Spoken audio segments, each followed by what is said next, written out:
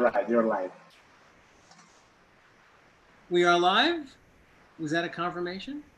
Ah, okay. All right, I'd like to welcome all our viewers for tuning in to the live stream of the Zoom table read for Climbing Life. That's a new film that we're going to hopefully be filming in the summer or fall of this year. And we've got a great cast here. We've got Rachel Nichols. I'm gonna go in order of the box. We got Rachel Nichols. We have Diana Cherkis. We have Vinnie Mazzella. We have Ali Stover. We have Gabrielle Kalomiris. We have Chase Masterson, John Wesley Shipp, Miracle Laurie, Michael Spellman, Nathaniel ANSBACH, and TAHMOH PENIKETT. My name is S.J. Criazzo, and I'm going to pass this along to Chase Masterson to tell everybody a little bit about the Pop Culture Hero Coalition.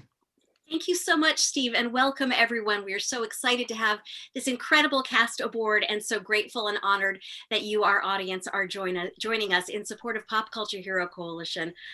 This organization was founded by myself and a team of pop culture fluent clinical psychologists and educators in 2013. And we teach mental health and including social emotional learning and bullying prevention to end bullying, racism, misogyny, LGBTQIA+ bullying, cyberbullying, and other forms of oppression. We use stories kids love in order to do this. And so it's only appropriate that we're using a story that here today in order to raise money for this very important cause. We truly appreciate your being here. Thank you so much. And I'll tell you more after. Okay, yeah, let me also just give the audience just a concept of an idea of the story. It's called Climbing Life. It's about a couple a married couple who've been trying to adopt children for some time, and they're having difficulty doing that. And a sequence of events occurs which delivers two children into their lives, and the married couple and the children have to work together to help each other out and stuff. So that's it. Are we ready to go? Everybody ready? Sure. Okay, here we go. We are in a lady's bathroom, tight on mirror over the sink. A woman's eyes come into view. She puts on excessive makeup and looks at her reflection. Her beauty is natural and distinct, but at this moment it is totally suppressed. She is 37. A man's bathroom, tight on sink. A man's hands come into view. His wedding band is sitting off to the side of the sink as he washes his hands. The man tilts his head up and his eyes lock onto his reflection. He sees in his 39-year-old's eyes the soul of a tired, worn-out 80-year-old man. We're in an office, close view of two clasped hands. The wedding band on the man's hand is missing. Jack and Elizabeth are revealed. Beth, Jack, I'm sorry. We keep going down the same road, circling the same issue, and I don't see the point anymore. Subjecting you both to this rejection is futile. More than that, it's hurtful. It's just not meant to be. I am sorry. Beth and Jack sit motionless. We're in Jack and Beth's car. Jack is driving. Beth sits motionless, blankly looking out the passenger window away from Jack. Jack tries to say something, but he just can't. He simply turns away and drives. Outside view of Jack and Beth's car as it drives down an old country road. Moss Creek, New York. Inside the car. Beth still looks out the window, not having said one word to Jack. Jack slightly turns toward her, always trying to speak, but struggling to find the words. Stop the car. What is it? Are you all right? Just please stop. Just please stop the car. Just stop the car. Okay.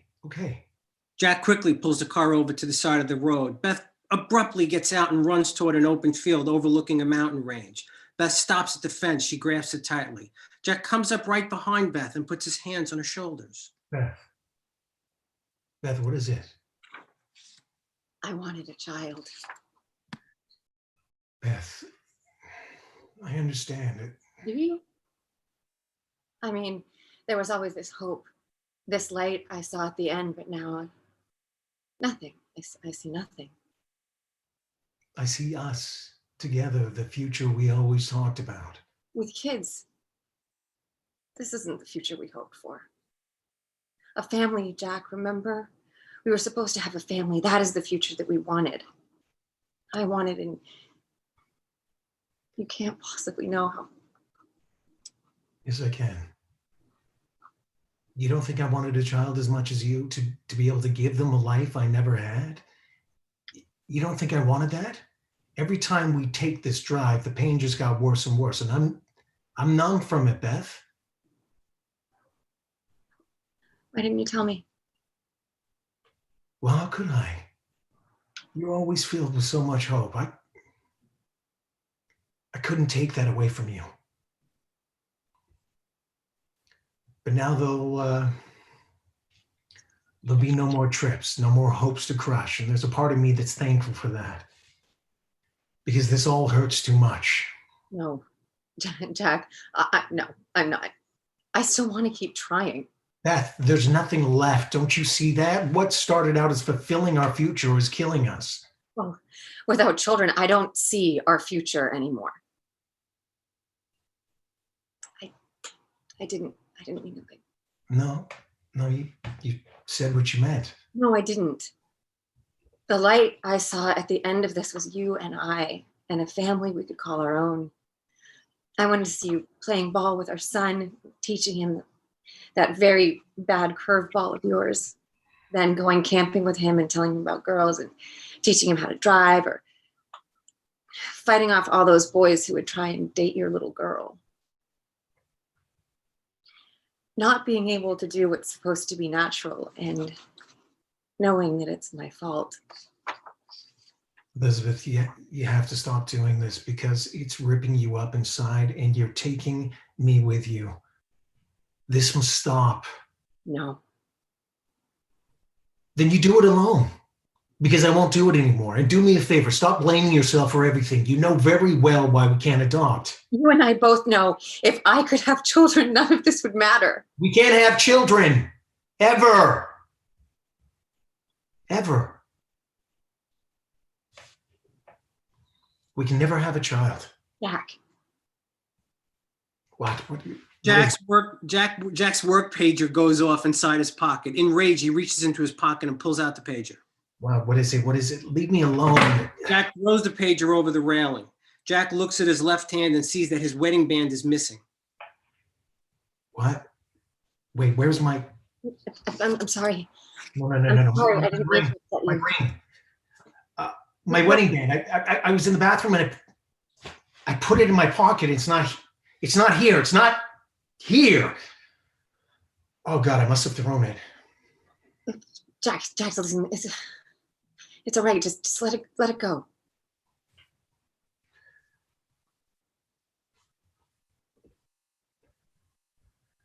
Oh my God. Oh my God, I'm sorry. I'm sorry. I'll never take it off again. I promise. I'll never take it off. Sometimes when we're with your class, when we're with your class in the park while you're watching them, I'm watching you. And I see how you look at them, how you smile when they do and rush to help them when they're hurt. But I've also seen how you're sad when you look at them. You keep yourself at a distance. You're looking at something you'll never have, and it hurts me beyond words.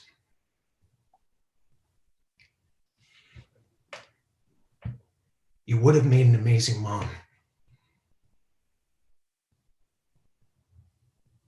Always together, Jack. Always together. Jack and Beth embrace.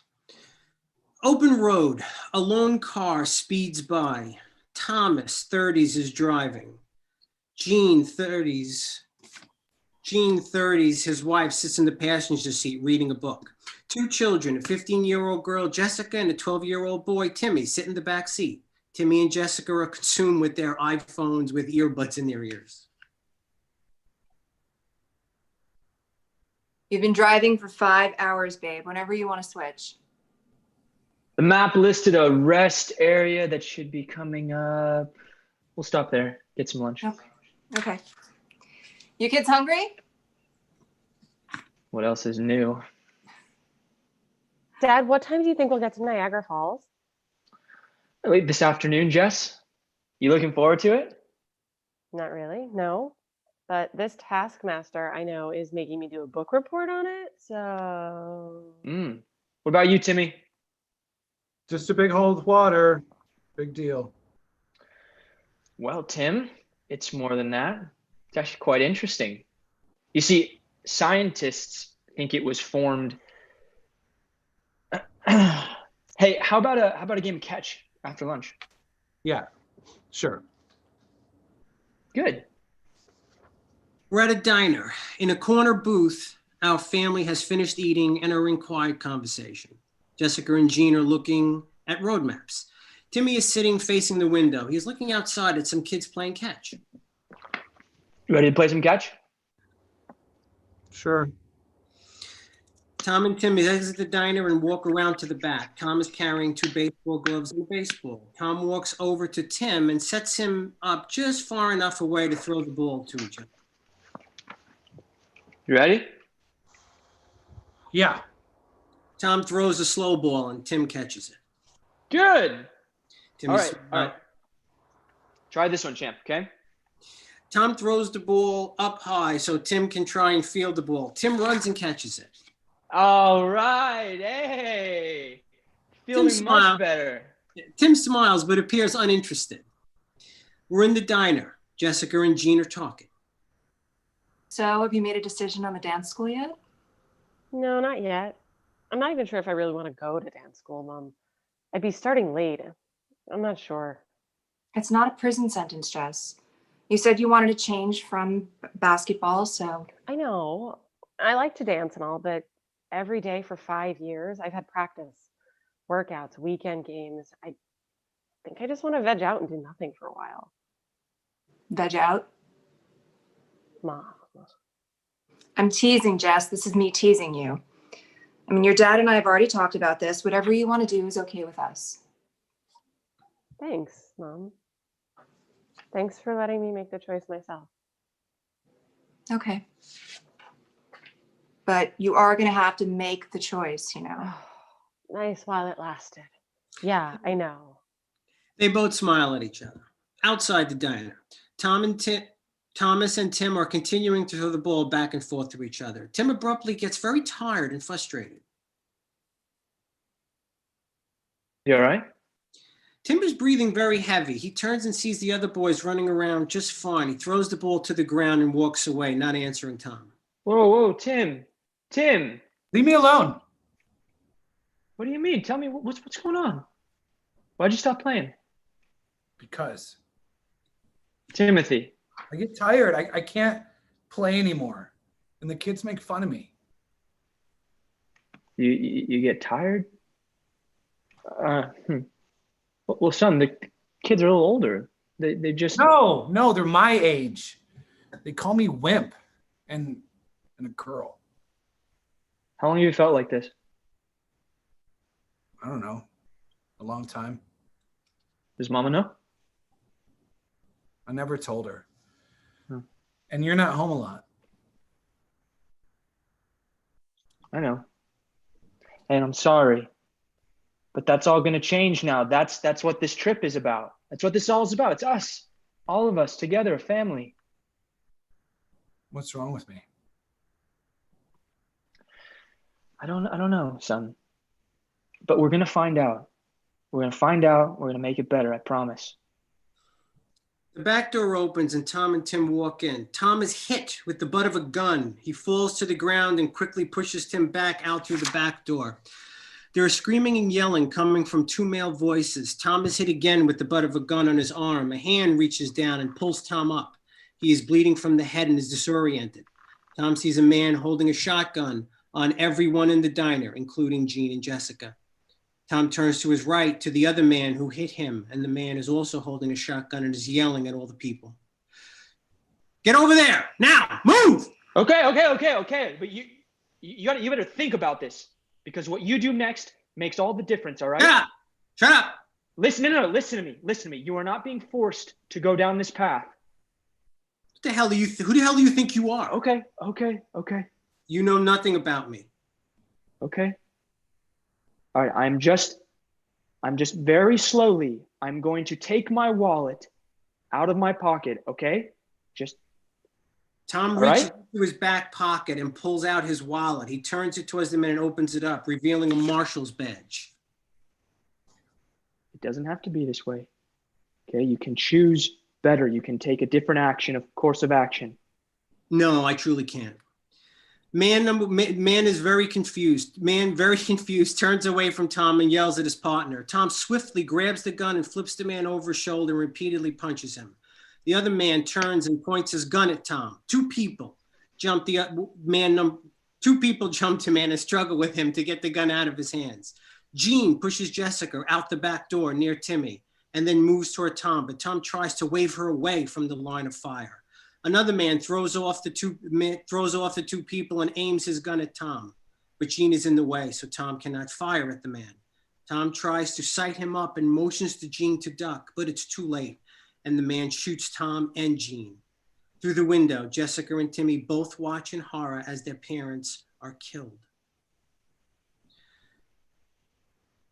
We're in an office. Jessica and Timmy are sitting next to each other, looking straight ahead.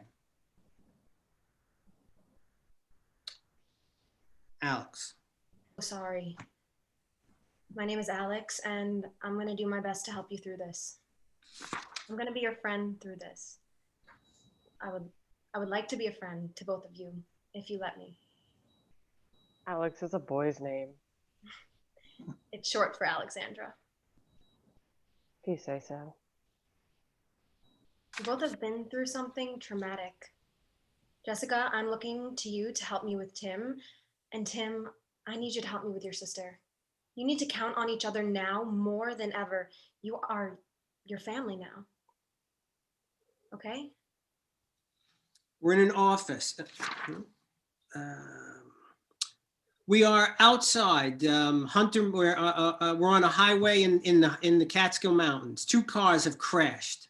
Both cars are at the bottom of a hill, sitting on a very steep base that leads to a long drop into a river. Sirens scream. State troopers and volunteer workers arrive at the same time. They all rush out of their trucks to various parts of the accident. Jack gets out of the driver's side of one of the volunteer trucks. He quickly grabs his gear and rushes towards the hilltop. Jack is joined by other rescue workers, and they all look down at the people trapped at the bottom of the hill.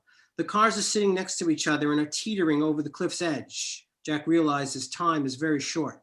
Jack sees a rescue worker, Jim, attaching ropes to one of the rescue trucks. Jack turns to Jim. You got that new motorized hoist? Yeah, I'm hooking up the truck now, but I don't think we're gonna make it. We're gonna make it. I want Ralph and Eric to go down with me. Those doors look jammed. We'll probably have to saw. Right. Jack turns to his truck and swings open the back doors. Uncle Henry comes from around the front and starts putting ropes and rescue gear on Jack. Henry is Jack's uncle. He is outfitting Jack with various rescue equipment. How many feet down? Got to be about 150, 200 feet. Right. No. Hook me up with the black harness. It's got the new reinforced back support. It hasn't been tested yet. There's no time like the present. Henry reluctantly starts to put on the harness. Let the pulley and the ropes do the work. Don't try and deadlift again, all right? They're definitely unconscious and the doors look crushed in. You better get ready for the heavy injuries. Oh, and you better give me some. Already in your bag, Jack. And I'm giving you an extra Philly climbing rope. On your way.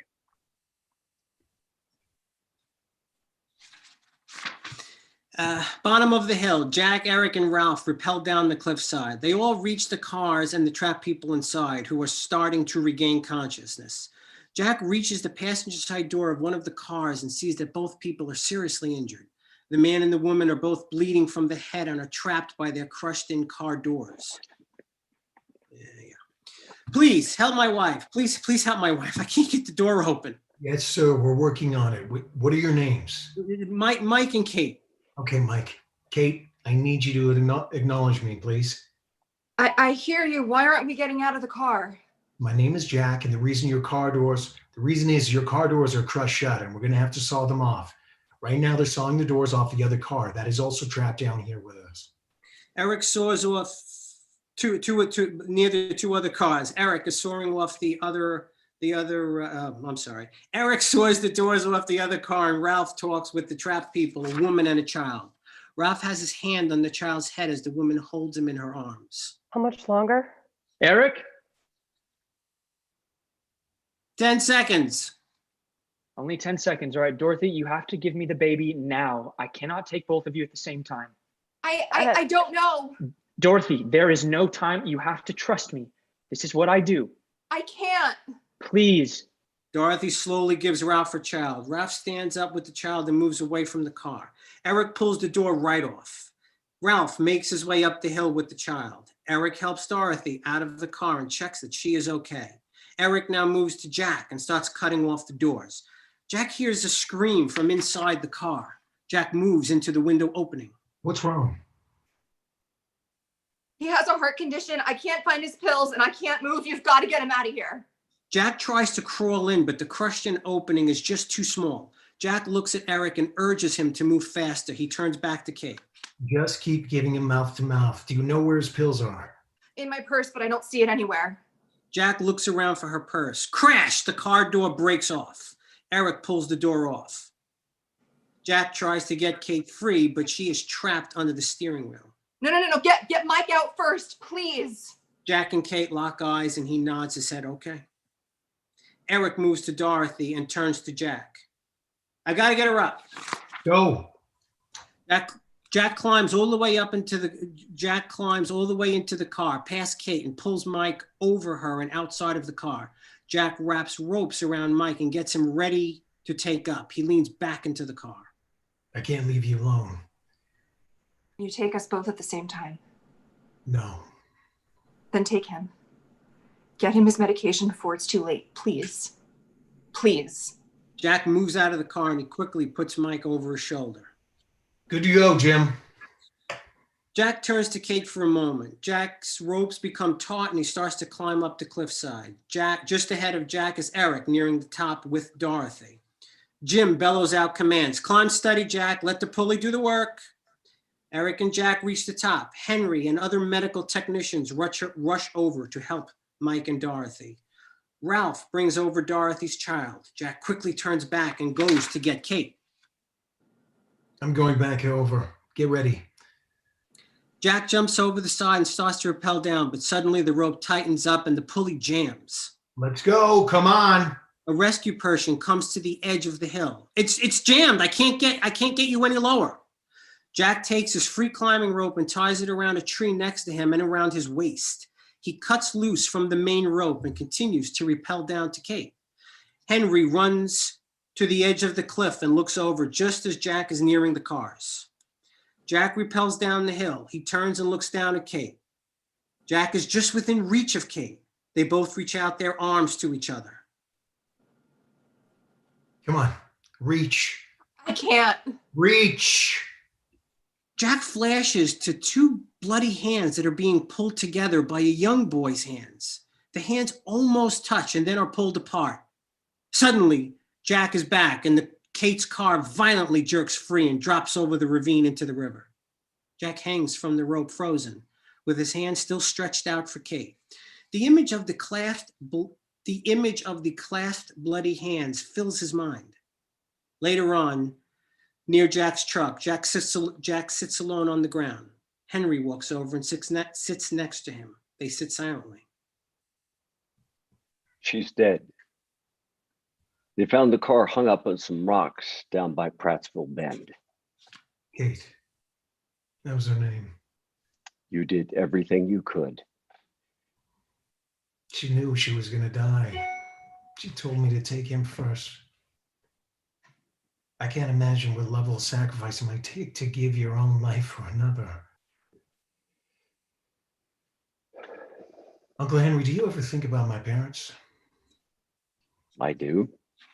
Every day, in fact. Jack, it's been 28 years, and I don't believe you've ever asked me about your parents. Yeah, the last moment I saw the weirdest image in my mind. What? No, forget it. Just forget it.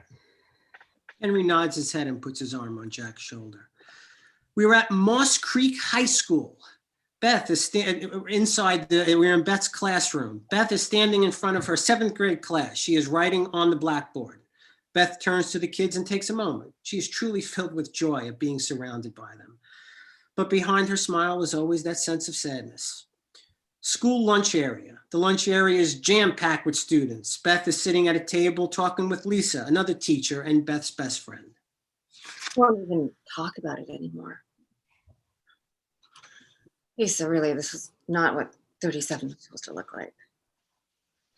Follow the plan we dreamed up when we were what, 10? 10, Cape Cod, our dramatic vow about our lives in the future, the men we would marry, the exotic places we would travel to. Little girl dreams. These are good. They keep us hopeful. False hopes are a waste of time. Hopes, dreams, Beth, they keep us on the path to achieve what we want. What I want is... And not just what you want, but what you might need and not even know it. Don't you dare speak to me. Look, I wouldn't do it, I promise. My mother is one thing, and you know where we're at right now, so just don't. I wouldn't do that to you, and you know it. I don't know how to let this go. I don't know how to stop feeling how I feel. Yeah, I know. But if you don't stop, if you can't put this behind you, you'll sacrifice your marriage for it. Okay. Hey, Beth, I'm sorry. I didn't... No, fine. Someone had to say it. I mean, why not you, someone who actually cares about me? I have to get back to class. Beth walks away. Lisa stands up. He cares about you. I'll call you later. Lisa sighs and watches Beth walk away. Jack and Beth's house. The house is quite old and very large. It is also under what looks like perpetual construction, a landscape of unfinished exterior walls and windows covered with planks of wood fill the view. Inside the house, dining room. Jack and Beth sit in a dark dining room, lighted only by candles that are on the table between them. The room is dead silent as Jack and Beth finish eating. I'll be heading out early in the morning to finish up the Thompson house. Yeah, I forgot. But you'll be done with that by tomorrow, so we'll have Sunday together? Together? To ourselves. Oh, yeah, of course. Well, until everyone gets here. Yeah, I thought in the morning before everyone gets here, we could go for a sunrise walk around the pond. Sunrise walk. We haven't done that in... 3 years. 3 years next week. Really? Well, yeah, there's a lot of stuff, and I have a lot of stuff to do around the house, you know. Yeah, sure. I mean, I've got all the cooking to do anyway. So. Right. Yeah. Were you even going to tell me about work? Probably not. Why? Because that was our agreement. Well, I need some sleep. What are we doing? Why don't we talk anymore? Maybe we just have nothing left to say. Jack, life moves forward or it dies. What's it going to be? Jack tries to answer for a brief moment and then walks away, disappearing into darkness. Beth sits motionless. Jessica and Timmy's room. Jessica and Tim are sitting alone on the floor in the dark. A flashlight sits upright and lights the room just enough to see them. What do you think they're going to do with us if no one wants us? We'll be fine. I can take care of us. No, you can't. You don't know what to do. Yeah, well, we better figure out what to do because I do know that nobody wants us. Why? Go to sleep, Tim. Just go to sleep. Tim turns over and goes to sleep. Jessica sits for a moment and then reaches into her pocket and takes out a joint. She looks at it for a moment and then starts to light it. Alex's office. Alex sits alone. She is diligently reading over files of possible parents for Tim and Jessica. She shakes her head as she passes over file after file until she suddenly stops. Alex starts to study one particular file, separating the stapled pages to get a better look. We move around her desk and over her shoulder. The names on the file are Jack and Elizabeth Davis. Alice continues to study the file. Dining room. 7 people are sitting around a large dining table. Jack, Beth, Henry, Lisa, Robert, Lisa's husband, and Beth's parents, Albert and Mary. Everyone is engaged in superficial conversation except Jack and Beth. They both sit on opposite ends of the table and blankly listen to their friends and family talking. Well, the brochure said the breakfast was continental. That means muffins and cereals, not cholesterol-hardened arteries, Edward. You know, you guys should try the Hideaway Hotel in Mystic, Connecticut. Lisa and I were there a few weeks ago. It was amazing. Mystic? Isn't that where that casino is? What's it called? Mohegan Sun. No, Foxwoods is the one we went to. Yes, but I heard that Mohegan Sun is the really nice one. I heard that Foxwoods was the biggest casino in the world. I think it's the biggest in the state. World. I think it's where Charles and his wife hit that big jackpot. Mary? No, that was Sam's. Oh, I haven't been to Atlantic City in years. We should go, Lisa. So, Jack, what's the deal with this house of yours? I mean, really, you build other people's houses. Why can't you finish my daughter's? Honey, I guess it's like a work in progress, I guess. You know, I mean, right, Jack? I mean, you know what they say, that old saying, a shoemaker's family goes without shoes. I'm just busting you, Jack. Well, Albert, retirement is looking good on you. You two are traveling around a lot, living well, I take it? Life's good, Henry. Mary and I are finally at the point in our life where we can appreciate it. It took a lot of work, but it paid off. But of course, grandchildren would really make it complete. The phone rings and everyone stops talking. The phone continues to ring without Jack or Beth moving to pick it up. Mary starts to stand up. Mary, the machine will get it. Mary doesn't stop. Dad. Mary, it's their house. Mary relents. She sits down. Machines are so impersonal. Finally, the machine picks up. Alex's voice comes over the speaker. Hello, my name is Alex Rogers from the Atlantic Institute. I'm looking for Jack and Elizabeth Davis concerning your efforts to adopt a child. Jack shuts off the speaker just at that moment. Beth's parents look at her and Jack. Jack shakes his head, very angry. Later on, in front of the house, Beth and Mary stand by the driver's side door of the car. I don't understand. You know I hate being called Elizabeth, and yet you keep on doing it. What does that have to do with what we're talking about? That's the point, Mother. Nothing. Why didn't you tell us? Why didn't you tell me? Are you and Jack having problems conceiving? It's just, maybe you could try in vitro or I something. didn't tell you. You disapprove of Jack and my choices. Elizabeth, I don't. It's Beth, Mom. You don't give a damn about Jack or the life that I've chosen for myself. You even think becoming a teacher was letting you down. Well, Beth, you're just so smart and gifted. And with your education, you could have become a professor or at a prestigious college or something important. Enough. Mother, these are our problems, not yours. I will call you and Dad in a couple of days. Thank you. Mary, come on. We've got a long drive. Mary walks around the car and gets into the passenger side. Albert and Beth exchange looks. They reach out to each other and hold hands for a moment. Drive safe. Albert nods back and drives away. Later on, inside the living room of the house, Jack is sitting alone in the dark. Beth walks in and turns on a small corner lamp. She walks over to Jack and sits next to him. This Miss Rogers is in charge of difficult cases at the Institute.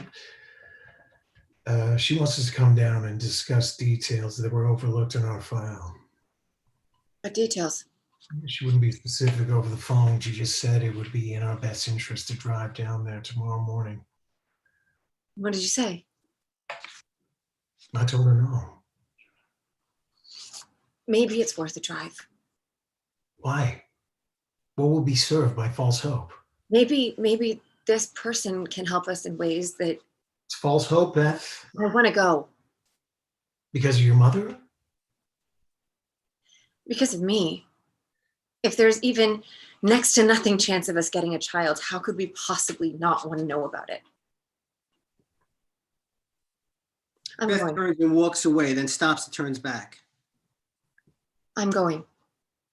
With or without you. Beth walks away, leaving Jack standing alone in the dark.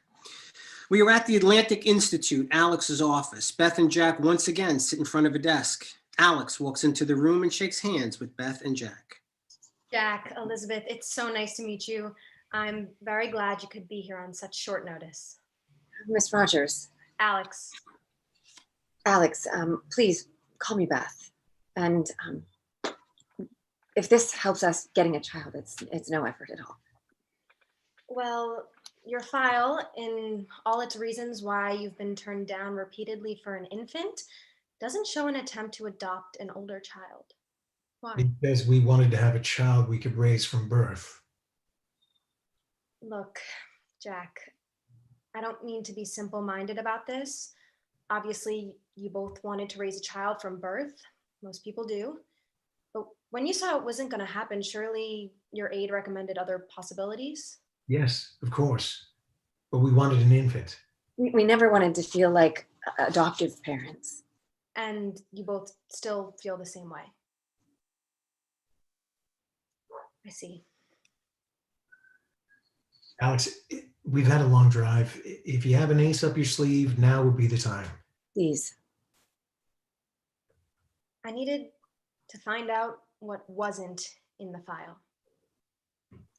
Come on. I'll show you why I called you. Alex, Beth, and Jack are standing in front of a one-way mirror. They are watching Jessica and Tim play with some other kids. Alex points out Tim and Jessica. The girl with the red jumpsuit is Jessica. She's 15. And the boy with the baseball cap, it's Timmy. He's 12. They're not infants. You can't raise them from birth, and they're not going to be easy. After studying your files and your life history, I believe these two children would be a potential match for the both of you. Excuse me? Jack. Beth, no. Jack, it was your history that made me think that this was right. Their parents were gunned down in a restaurant 5 weeks ago. Jack stops cold. He turns to Alex, his face filled with anger. He looks at Beth and then turns and walks away. Sorry, but... That was out of line. Beth runs after Jack. Beth comes running out of the front entrance of the Atlantic Institute and sees Jack sitting on a nearby bench. She walks over and sits next to him. That was uncalled for. Yes, it was. Completely out of line. And I told her so. Good. Of course. I can't help those kids. What they must be going through is unimaginable. Well, actually, it's not to you. I think Alex was hoping for a person who had gone through the same thing and could help them when no one else can. No, Beth, I can't. I can't. You won't. I won't. That's right. It's my choice. It doesn't matter anyway. These two kids are older. We always said. We never really considered anything else, though, did we? maybe it's time we consider other options. Don't ask me to remember. 20 years, Jack. You've never told me, and I've never pushed, and I never would. It's your story to tell when you're ready. That's right. Thank you. Why don't we ask Alex what our other options are? Actually, Beth, you have no other options. Why? It's only because of my parents that we qualify for these kids. This is the last chance anyone is going to give you. And frankly, you're the last chance these kids have. All right. They are not to be told about my past. Okay. Beth, Jack, Jessica, and Tim are sitting around a table in the center of a small room. Alex is sitting off in the corner. Tim is rolling a baseball around in his hand. Jessica is sitting with her hands crossed and a scowl on her face. Jack and Beth struggle to try and make a break in the silence. So, Timmy, Jessica, Alex told us a little bit about you guys, but how about you ask something? What would you like to know? Anything, something simple. Like, what's your favorite color? Blue. Blue, okay, great. Favorite food? Pizza. I love pizza. Most people do. Jessica, why don't you tell Beth and Jack about your dancing? Oh, dancing, really? That's wonderful. Have you ever attended school? No. Well, that's all right. My best friend Lisa, she used to dance. I'm sure she could offer some good advice. Yeah, whatever. Jack has been watching Tim very closely. Suddenly reaches over and grabs the ball out of Tim's hand. Thank you. Hey, give that back to him. Well, if he wants it, he's going to have to ask for it. Well, Can I have my ball back, please? sure. You like baseball? I don't know. Yeah. Yeah, I like it. Yeah, of course you do. You ever been to a game? No. Actually, my dad never took me to a real game, but he said he would. Leave my brother alone, please. Why, Jessica? Because he just doesn't want to talk to you, all right? No, that's not all right. I think Timmy wants to talk, but you won't let him talk because you don't want to talk.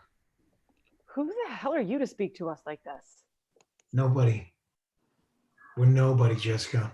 But I'm right, aren't I? It's you who doesn't want to talk. You're wrong.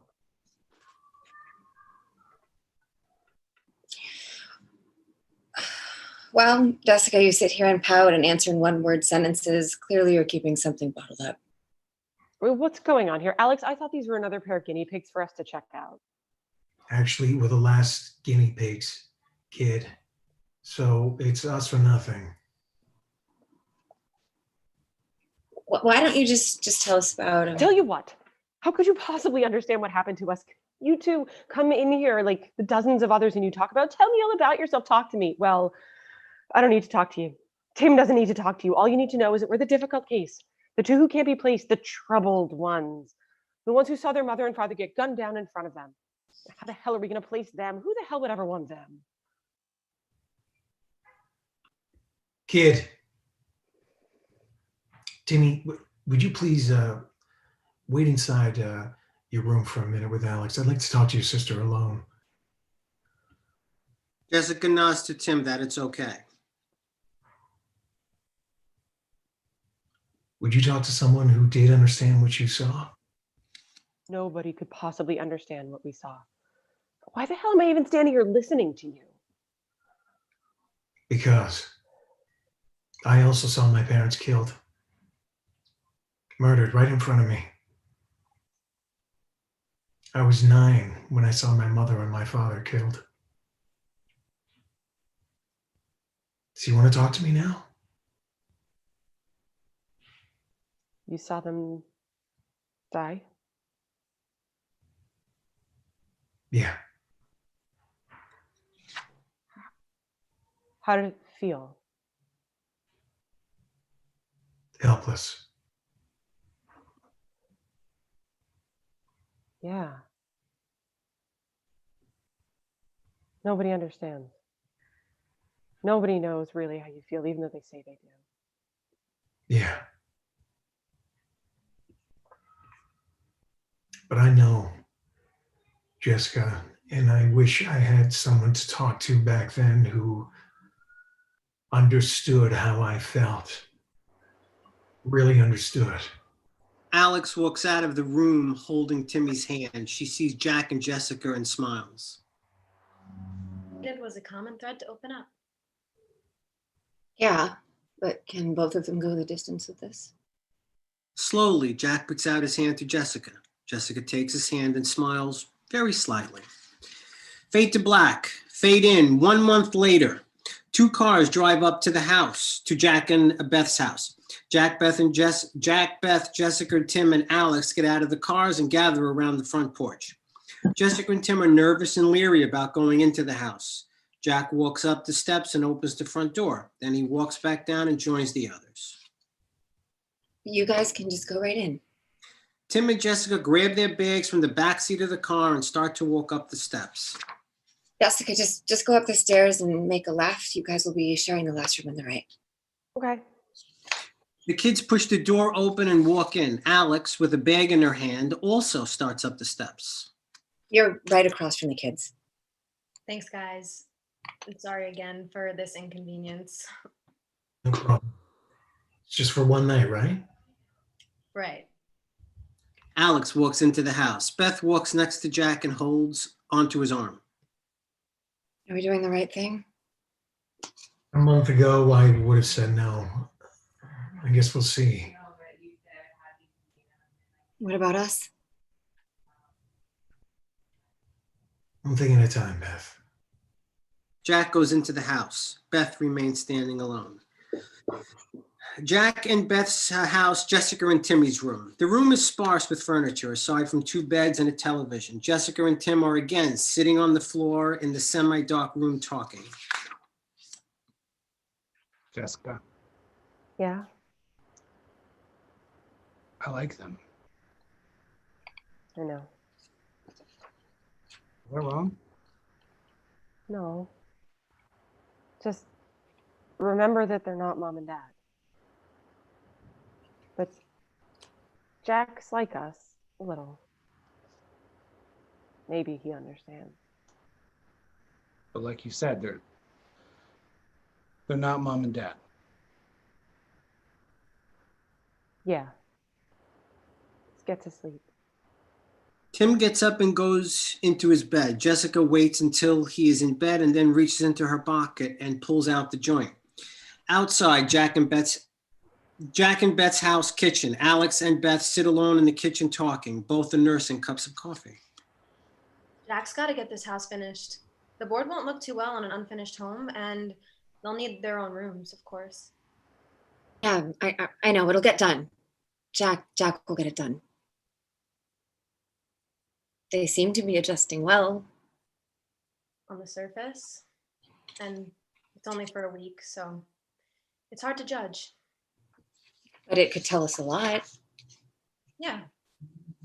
Sorry that I needed to be here, but the adoption board insisted. Yeah, it's fine. And you know, Alex, I'm not sure Jack and I have expressed our thanks. What you're doing it's making a difference that you understand. I know, Beth. When I read through your file, Jack's past struck me as a blueprint for what's to come for Jessica and Tim. With you being a teacher and Jack's connection to Jessica, these kids might actually have a chance. And not thanks to me, thanks to the 2 of you. They both smile. Construction site. Jack, Jessica, and Henry are unloading wood off a large pickup truck. The house behind them is massive. Cement columns stand direct, going up to a second floor. Jack stands on the back of the truck. He is handing off wood to Jessica and Henry. You sure this is not too heavy? No, I'm fine. Jessica takes some wood and walks over to a pile near the house and puts it down. Henry walks over to Jack. She doesn't act like she's 14. How did I act when I was 14? Like you were 25. How was I really? Well, it was more like who you were, Jack. Look, as the only person that's known you all your life, I'll tell you. I think you changed one time in your life, and you buried that moment deep inside until just recently. Until what recently? Until you watched that woman die. Jack throws Henry a heavy load of wood. Fine then. Henry walks away as Jack walks back. Jack climbs down off the truck with the last of the wood over his shoulder. That's it. Now what? Now we assemble the floor down here, and when it's done, we hoist it up and secure it to the cement columns. Wow. It's not a demolition job. Sorry it's not flashy enough for you. Henry comes walking over with his pager in his hand. Jack, I just got paid. Sorry. Well, why didn't I? Because you took the week off, remember? I'll talk to you later. Bye. You better get started on that floor, you think? Yeah? School, classroom. Beth stands by the blackboard writing assignments down while the classroom copies down what she writes. Tim is sitting in one of the front seats, also writing. Beth finishes and starts walking around the room, checking the kids' work. She gets to Tim and bends down to talk to him. You keeping up all right? Oh yeah. Yeah, I've already worked on some of this in my school last year. Good, so you'll be a little ahead, huh? Yeah. Hey, is there a playground for lunch break? Yeah, it's in the back of the school. Do they have a baseball field? You bet. Cool. Beth runs her fingers through his hair and stands up. In the distance, through the door window, Lisa is smiling at Beth. Beth spots her looking in and smiles. Playground later on. The playground is jammed with kids. Most of the kids are in their own groups, playing games, throwing balls, jumping rope. Beth, Lisa, and some other teachers are walking around watching the kids play. I'm in class today. Excellent. His old school records show that he excels in science and math, history. He loves school. His new school then? Just for the week anyway, for now. I don't know. You want this to be his new school? As they walk away, we see Tim in the distance, standing by the baseball field. I think this has all happened just so fast, and all of a sudden, see these problems Jack and I were having have been pushed to the side.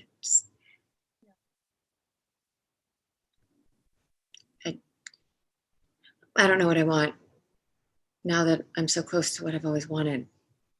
Yelling comes from the baseball field, turns Beth and Lisa's head. A ball was hit near Tim, and the kids are yelling for him to throw it back to them. Beth and Lisa walk over to where Tim is. Beth and Lisa walk up to Tim, standing near the field. Go ahead, throw it in. Or, Tim, you could join them and play. You said you love baseball. Tim is very nervous. He just throws the ball to the ground and runs off. Beth and Lisa watch him run over to the swings. Swings. Tim is sitting very still on a swing. Beth walks over and sits down on the swing next to him. They sit in silence for a moment.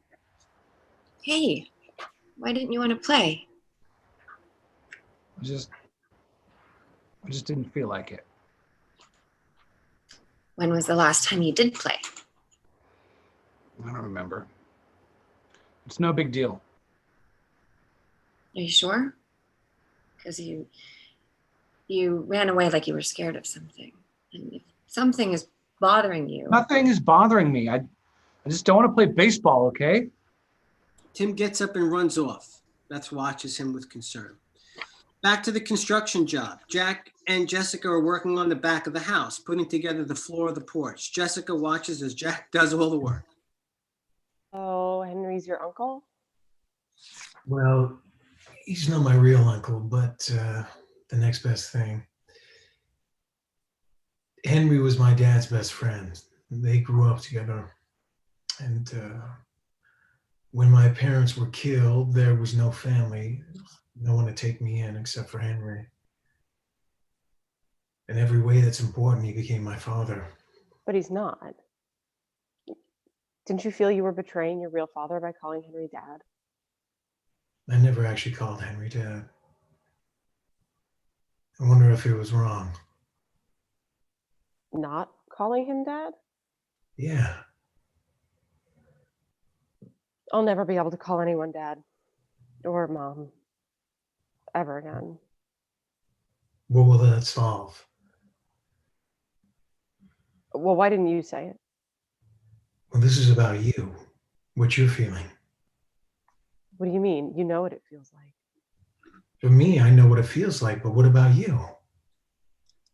If someone took you in, made you a place you could call home, put food on the table, clothed you, you couldn't call that person dad or mom? I don't know. But the fact is, they're not my parents, so why would I have to?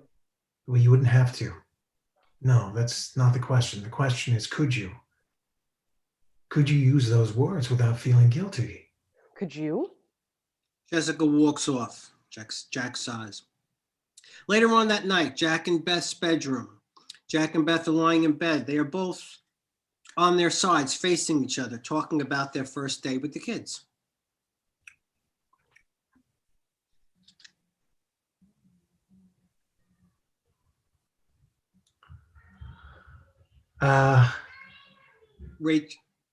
Is Rachel muted? She's muted. Yeah, she's up.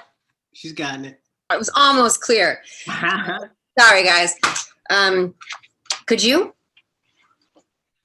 I never thought about it before today, but Henry was always around before they died. I was just living in a different house. Did you ever even think about it? I never saw the need to call Henry dad because he was just always there. I wonder if he wanted me to. Well, anyway, then she stormed off and sat in the truck for the rest of the afternoon, so I've made great headway. First day, Jack. Did you expect miracles? Yeah, I guess not. How did it go with you and Tim? Interesting. Interesting good or bad? What? This baseball thing. I mean, he says that he loves it, yet he ran away from the baseball field like a bullet, like he was scared of something. What did he say when you asked him about it? Nothing. That's the problem. He fed me some bull about just not wanting to play. The field was filled with kids his own age. His past school records show that he got along great with other kids. I just don't understand. Well, Monday I'll take Tim. I'll quit work early and take him to the park. Good. I'll take Jessica and try a different approach. It's worth a shot.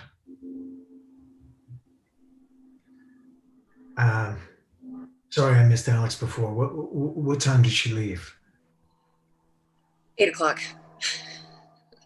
Boy, you sure couldn't wait for her to leave. Well, we're not under a microscope anymore. At least not for a little while. Oh, until tomorrow night. Oh, shit. Yeah, I forgot. Jack and Beth's house, dining room. Jack and Beth sit at opposite ends of the table again, surrounded by Henry, Lisa, Mary, Albert, Jack, and Tim. Like machines, everyone eats and passes food to each other without saying a single word. Coming off Jack and Beth's revelation to Mary and Albert about adopting a child, and this being the first meeting between the family and the kids, the table is even more tense than usual. Later on, Jack, Tim, Henry, and Albert sit together while Mary and Lisa talk. Jessica and Beth are in the distance, setting the dining room table with cakes and dessert trays. So Timmy, Jack tells us you're a baseball fan, huh? Well, Albert and I here are fanatics. That's right, kiddo. Let's see how good you really are. And stump me. We'll see. We'll start easy. Who was the first baseball player to break the color barrier? Hank Aaron, please. All righty then, let's try this one. Who hit the most home runs in a major league history? He Rose. Is that the best you guys got? Who How has many the hits? lifetime record for the most career hits lifetime? Well, you got me. Well, you Christ kid, you should sleep with the baseball almanac under your pillow. They all laugh. Beth and Jessica are setting the table for coffee and cake. So are you looking forward to tomorrow? Yeah. Maybe you could help me with some of the kids. You know, Beth, I really appreciate what you're trying to do, but I'm just not interested. Okay. It's just not my thing. School and all. Not your thing. Well, Jessica, according to your school records, it is your thing. An A student, captain of the basketball team, the teachers loved you. But yeah, school's not your thing. But Beth, I'm sorry. I didn't mean to. Jumping down people's throats seems to come easier nowadays than actually explaining the truth. Okay, I understand. And if you want to talk about it. No, that wasn't an invitation to talk either. Why does it feel like the four of us did a whole lot better when we were only together twice a week? Because then you were just another couple. Now it's different. You guys are. Mary comes in and interrupts them. Well, what's holding up dessert? Mom. What is this? Beth, why don't you use Nana's vintage coffee? Mom, Jessica and I were just talking. Thank you. About what? Nothing really. I'll go make sure the coffee's up. I mean, Jessica, wait, just what were you gonna say? Wasn't important. Forget it. Gee, Mom, thanks a lot. Just barrel into a conversation that you know absolutely nothing about. What did I say? What did you say? Have you ever taken reasonability for your words or actions? I remember your last words to me. Too bad they didn't have an impact. Oh, well, I just decided that you were just blowing off steam about this little adoption thing. Little adoption thing. Okay, these two children, they need us. And maybe Jack and I need them even more. How can you stand there and criticize what we are going through? How do I even know what you're going through? You won't even talk to me. Because you don't listen when I do talk to you. You don't listen to what I say. You listen to what you want to hear, and then you do what you think is right and what you think I should do. Well, I want what's best for you. And I think you should stop this adoption business and get back to what's important. Important to whom? You or I? You say what you want, what's best for me. Jack is what's best for me, and these children might be what's best for me. Well, they're not your children. I can't have children. Mary freezes. Everyone is now standing in the doorway to the living room and dining room. Jessica comes walking through the kitchen door.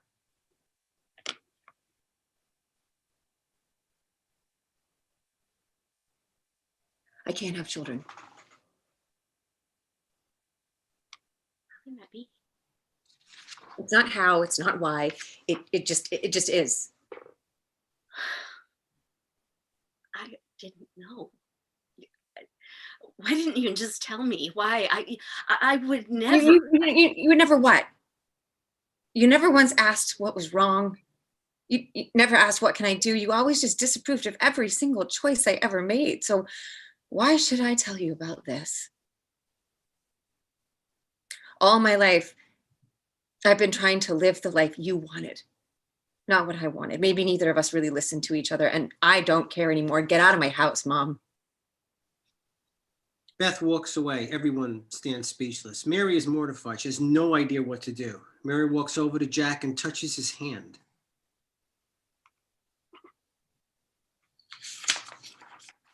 I'm sorry I caused so much pain.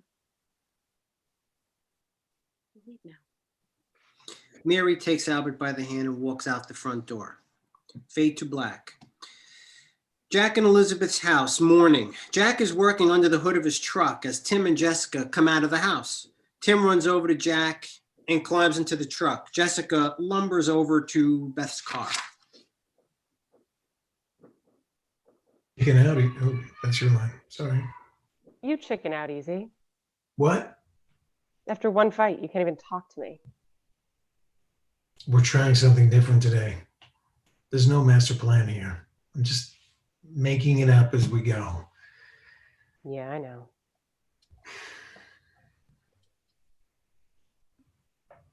Pissed off at you? Both of us, but for sure more me than you. Good. Maybe pissed off will do her some good. I know it did me. Yeah.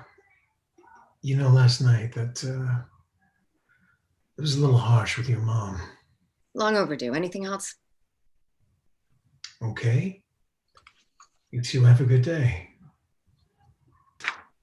Classroom, school. Beth sits at her desk while the students are diligently reading.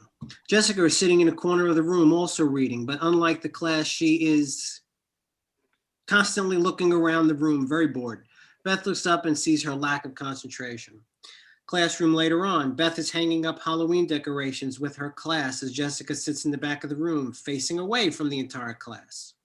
Construction site. Jack and Henry are pushing a sheet of large flooring over on its side. Tim watches with great interest. They lean it against one of the cement support columns.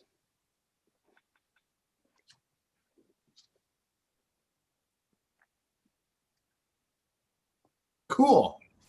Now what? Now we build the railing that'll go around the edge of the floor. And while you and I start that, Jack is going to put some finishing touches on the floor here. Tim, why don't you run to the truck and get my extra tool belt? You'll need it if you're going to be a carpenter trainee. Tim runs off. Jack puts his hand on Henry's shoulder. Thanks. You know, this thing about not wanting to play ball, it could be nothing, like you said. Yeah. Well, maybe something happened on that last day with his father that he's not telling. Yeah. Jack looks over at Tim standing by the truck. He is attempting to put on a tool belt that is way too big and too heavy for a small waist. Gym at the school. Jessica is standing at the foul shot line in the basketball court. She is all alone shooting baskets. Repeatedly, Jessica shoots without missing one. Beth walks in and goes over to Jessica. I've been looking all over for you. Well, I've just been here shooting baskets.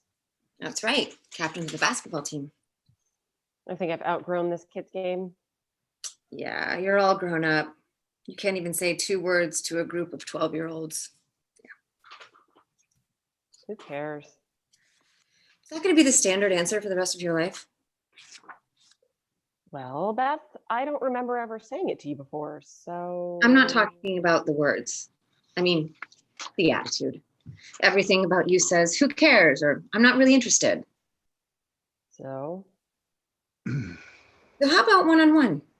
You win, I zip my lip. I win, we talk. And I mean, really talk. Fine, but not about that day. Anything else but that. If you win. Let's play. Construction job. Jack is doing some work on the floor while Tim stands next to him watching. Henry is in the distance working on building the railing. So, have you given any thought to your Halloween costume? Well, probably Mark McGuire or Keith Hernandez. But I don't even have a baseball uniform, so. No, I'm sure I can dig out my old uniform. It fits you if we shrink it a little. That's cool. So what are you going to go as? I haven't given it much thought. What's cool right now? Wolverine. You could go as Wolverine. You mean go as a dog? No, Wolverine. Go as a wolf. No, Wolverine with the claws. A marine wolf. X-Men comics. Dr. Xavier, Magneto, and Wolverine. He's got steel claws that shoot out from his hands. It's very cool. Oh. Okay. Sounds cool. I like it. Jack looks at his watch. Oh, hey, we're running late. For what? Come on. Henry, I'm going to quit early. What's up? Tim, why don't you get in the truck? What's up? I'm going to pass by the park. See if I can get him to play some ball. Don't push him too hard, too fast. I heard you. I won't. I know what it's like to be under this kind of pressure. Okay, thinking if you do the wrong thing or say the wrong thing or have no idea what to say, someone's going to come along and take him away. I know it's not easy, Jack. Wasn't easy. We got through it fine. And you'll get through this. Just don't rush it. Thanks. Back at the gym, Beth and Jessica are in the middle of their one-on-one game. Both are sweating and tired. Both are determined to win. Each of them move across the court, dribbling, blocking, and shooting until all Jessica needs is 1 point to win. She stands right in front of the basket while Beth is in front of her, ready to block. Just one more basket.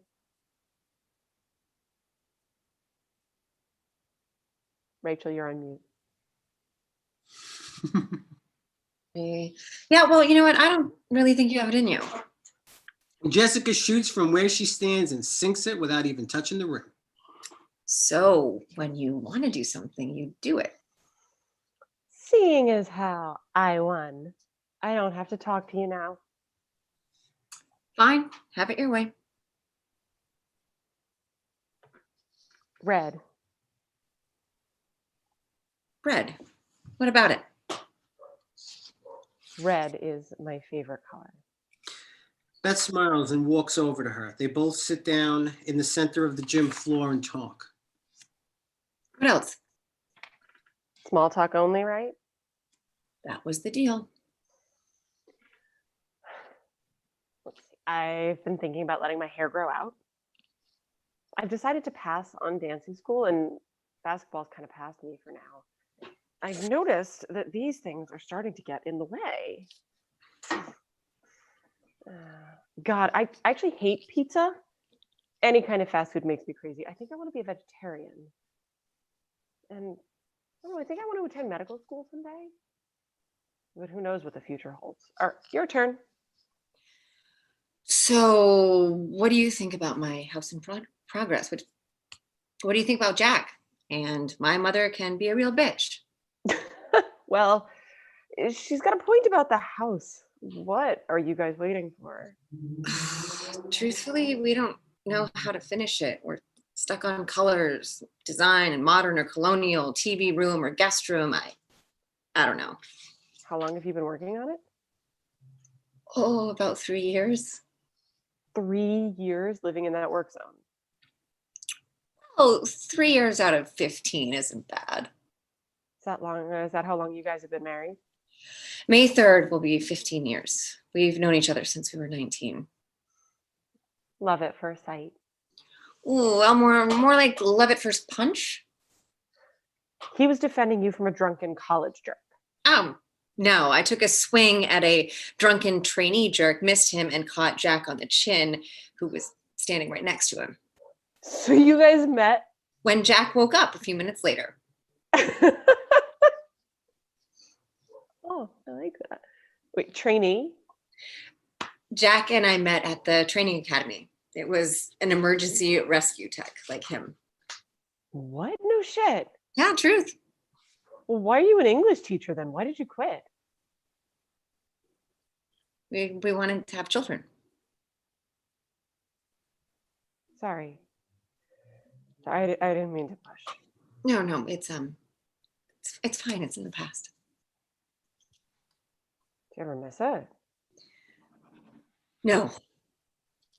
Although I am terrified every time Jack's pager goes off and relieved every time he comes back home. But no, I don't miss him. Were you good at it? I was very good at it. Feels good to be, good at something, right? Park. The park is fairly empty. Jack and Tim appear and stop in the middle of an open area. Jack is carrying a baseball bat and throws down some softballs on the ground. So, you ready to hit some balls? I guess. Come on. It's just the two of us. Okay. You want to hit first? Whenever you're ready. Jack takes a few steps back. He then winds up and lobs in the ball. Tim swings and makes a solid hit, sending the ball over Jack's head. Nice. All right.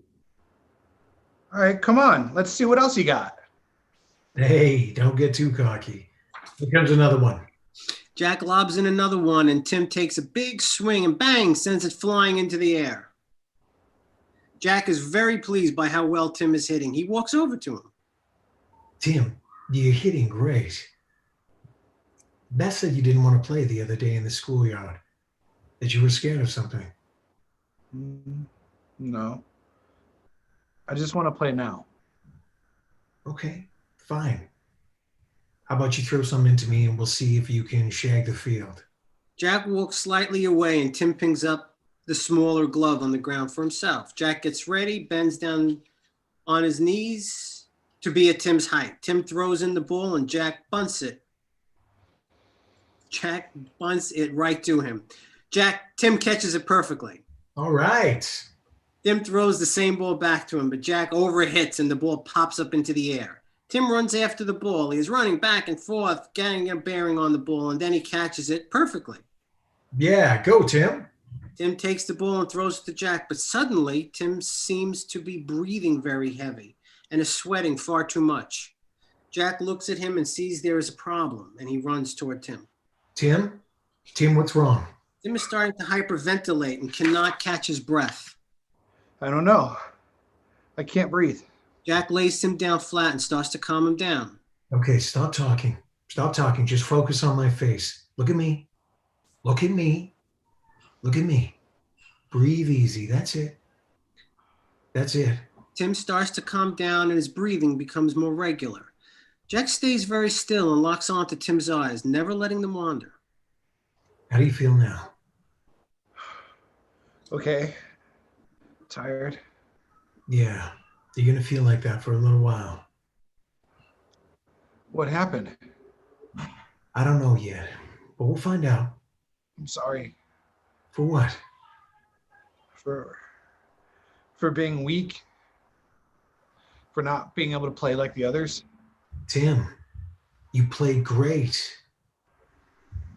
Has this happened before? Is this why you didn't want to play with the other kids? Tim nods his head. Yes, very sad. How many times has this happened to you? I don't know. A lot. We were throwing a ball around that day. I got tired, and he said he would fix everything, that I'd be okay. But I'm not, and he's gone, and that's why nobody wants us, because I'm sick and no good. It's all my fault. Oh, Timmy, no, it's not your fault. We'll figure it out. I promise. We'll figure this out. We're inside a hospital. Beth and Jessica run up a flight of steps. They abruptly stop at the top of the steps and see Jack standing against the wall. Where's my brother? He's all right. He's being examined. Jack, he's going to be okay, right? They're running tests. Test for what? What happened out there? We're in an examination room. Jessica bursts into the room and finds Tim sitting up on an examination table. The doctor appears and turns to her. Can I help you? Are you okay? What happened? I'm fine. I just got tired again. Just real tired this time. But hey, excuse me, who are you? I'm his family. How did this happen? What were you doing that got you so sick? Jack and Beth are moving toward a nearby bench. Tim said this has happened before. This is why he didn't want to play ball, because he was afraid to be called names. He thinks that's why no one wants him and Jessica. What did the doctor say? Nothing yet. We should call Alex. The doctor appears and Jessica and Tim come walking toward Jack. How do you feel? Okay. The doctor said I can have some ice cream later. As much as I want. Sure. Whatever you want. Why don't you go with your sister while Beth and I talk to the doctor? I'll do the doctor, Spellman. Jessica gives Jack a very nasty look. She takes Tim's hand and they start walking away. There is a prescription that Tim will need to take just for a few days, and he'll need this at least until he matures, and then we'll see. The doctor holds up an inhaler. Asthma. Yes, not a severe case, but bad enough when you start exerting yourself. Can he outgrow it? Possibly. Time will tell. For now, just have Timmy go easy. Just a second, Doc. Beth, can you? Jessica keeps walking. Go, I've got this. Jessica still doesn't answer. Jack moves to Jessica and gently grabs her arm. I want to see you alone outside. Tim, go back over to Beth. Tim nods and bolts back to Beth without even looking to his sister for approval. Jessica watches in disbelief. Outside the hospital back area, Jack and Jessica exit the building. They pace around each other. What is your problem? What the hell? You trying to do play dad? I'm not playing dad. I would never try to take the place. Right, because you never could. I'm trying to be here for both of you, to be available to you both. Have you forgotten what we share? I haven't forgotten, but that doesn't give you the right to mess with my family. You are no different from the others then. Oh, give me that shit. There's been no one before us and there'll be no one after us. We're it, each other's last hope. So what's it going to be? Who do you think you are? What is it going to be? What do you want? Jack grabs her by the shoulders hard. Jessica is becoming very confused, and out from her pocket falls out the joint. Is that what you want? Drugs. It's just a false hope. It only masks the pain, Jess. I just needed something to help me, something to make me forget. No, that's not what you need. Getting high won't help you forget anything. I never even smoked one. I've been holding on that one for weeks. I just can't get the images out of my head. What images? What do you see? Describe it. Do you really need me to say it? I do. Yes. I want you to say it. You need to say it without reliving it. No. Say it. No. Say what you feel. Right now, tell me what you're seeing. I want... It's never going to go away unless you face it right now. And you can't do it by pretending it didn't happen or by trying to escape from it into drugs. Say it. Say it. Why? I want to know why they had to die. Why did they have to die? Why did they have to die? Jessica collapses into his arms, crying out. They both fall to the floor. Beth and Tim come running out of the building, and Jack motions to them to stay away and keep quiet. I don't know, Jess. I don't know. I do know why is not the answer for either of us. It's how we move forward that matters. I don't know how to move forward without them. I don't want to. I know. But you have to. Why? You can't. You won't. This is not about me. Well, why should I? For Timmy.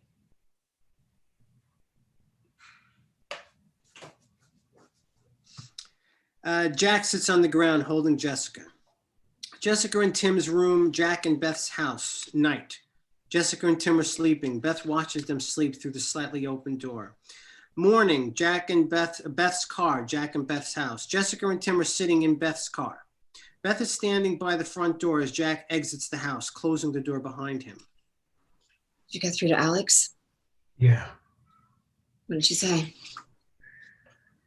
She said if she had knowledge of such a trip, her answer would definitely be no. She could lose her job for this. How? She has no knowledge of such a trip. They both roll their eyes and they get into the car. We're at a diner. Beth's car drives up to the diner where Jessica and Tim's parents were killed. The diner is boarded up. Jessica stands very still outside of the car. Jack comes walking around and stands next to her. Jessica is studying the entire area like a robot, recording everything she sees. She closes her eyes and starts remembering the past. Jessica, Tim, and their parents get out of their car. In the distance, the three murderers who killed her parents drive up and park. Present day, Jessica quickly opens her eyes and steps back into Jack's arms. No, I don't want to see it. I don't want to see them. What don't you want to see? The men. I don't want to see their faces. Maybe Tim should go. No. I want to stay.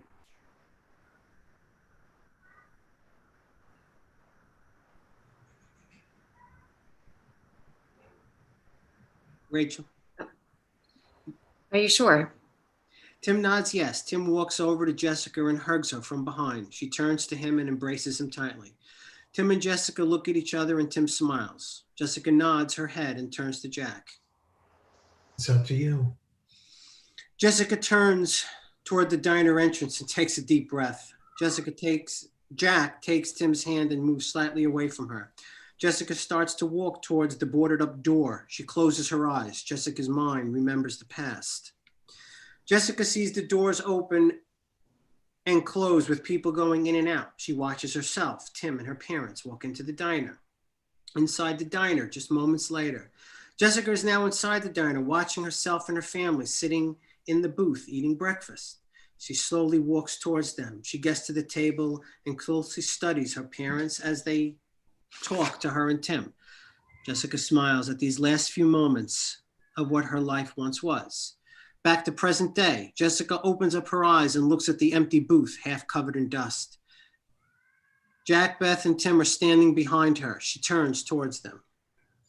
We sat here and talked about how great the summer was. Traveling all around, visiting all different places. We were going to make a family tradition, Dad said. Jessica turns around with her eyes locked onto her parents' white chalk outlines on the floor. She takes a couple of steps back. Jessica closes her eyes, again, remembering the past. Jessica sees her parents again, talking to her and Tim. She slowly turns towards the place where her parents died. Jessica starts to make her way toward the area, which is now filled with people, but will soon be covered in blood. Jessica trembles as she starts to get closer and looks back at her parents.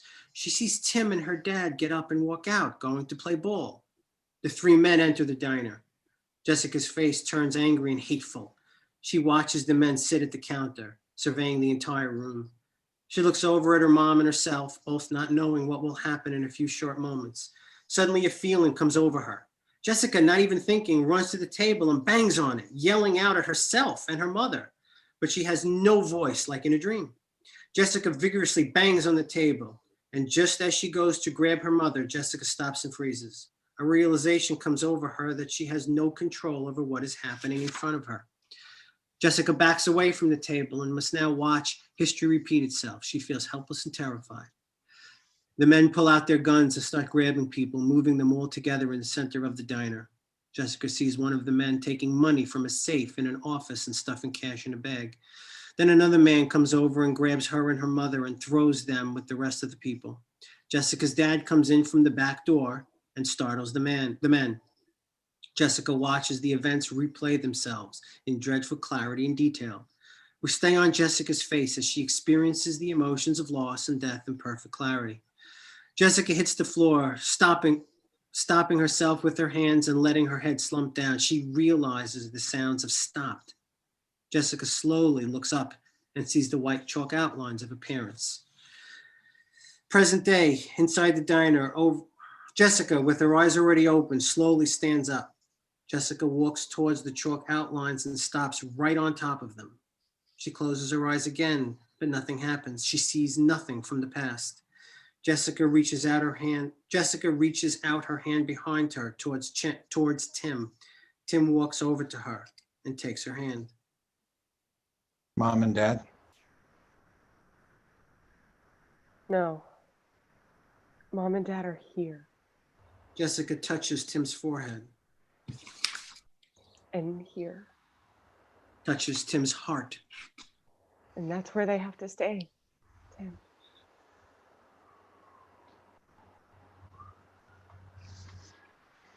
Okay, Jess. Jessica laughs at his simple response. They embrace for a moment. Jessica looks up at Jack and Beth, and Jessica gives Jack a direct look of thanks. Moss Creek Park, early morning. It is a beautiful, bright, sunny Halloween morning. Hundreds are out and about at the annual Haunted Halloween Fair. A huge haunted castle sits on one side of the park, and on the other side are rows of barbecues and raffle tables. And sitting on the other side of the park is a huge white tent with tables and a live country band. As we travel through the park area and get a glimpse of all the festivities, we see Tim dressed in a baseball uniform playing around with some other kids. Beth and Lisa walk over to him and stop him from playing. Tim, please take it easy. Please. Tim turns, flashes his inhaler at Beth. I'm on it, Beth. It's all good. Tim runs off. All good. Little big man now.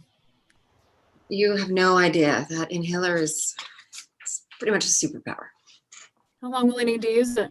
I'm not sure yet. We might grow out of it. He might. Time will tell.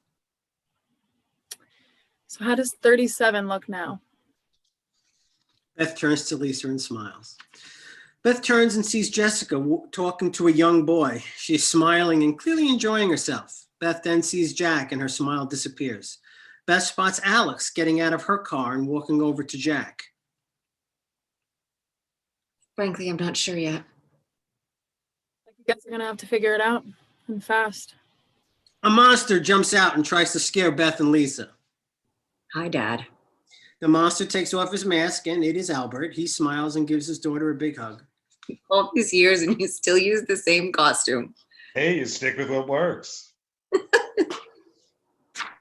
Yeah, well, it worked. Where's Mom? If I tell you, are the two of you going to fight or you're going to try to talk to each other? After all, things have changed now. Yeah, but Dad, things shouldn't have to change for us to talk. No, they shouldn't have to change. But your life is changing. And I want to be a part of it. Why? I wanted you to achieve what I would have achieved if I had been in your place. And I was wrong to think that way. I should have told you years ago how proud I am that you're a teacher. And you're right. I never gave Jack a chance. I am so sorry I hurt you. I just wanted everything for you that I didn't have, but what I didn't see is that you already have everything you want. I should have told you what was going on. And I never should have asked you to leave my home like that. And I should have trusted that you know what's best for you and for Jack. And now those beautiful two kids. I love you so much, Beth. And I just want to be in your life. You were always a part of my life. Now, Mom, I need your help because I don't know what the hell I'm doing here. Oh, yes, you do. Yes, you do. You're my daughter.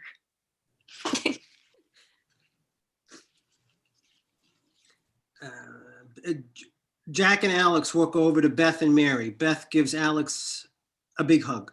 Hey, it's great to see you. You guys did so great with the kids. Just great.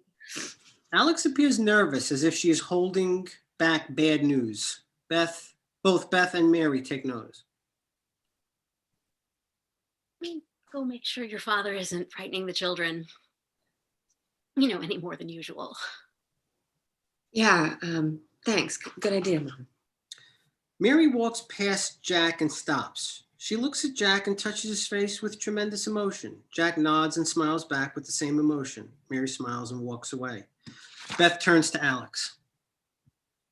What's wrong?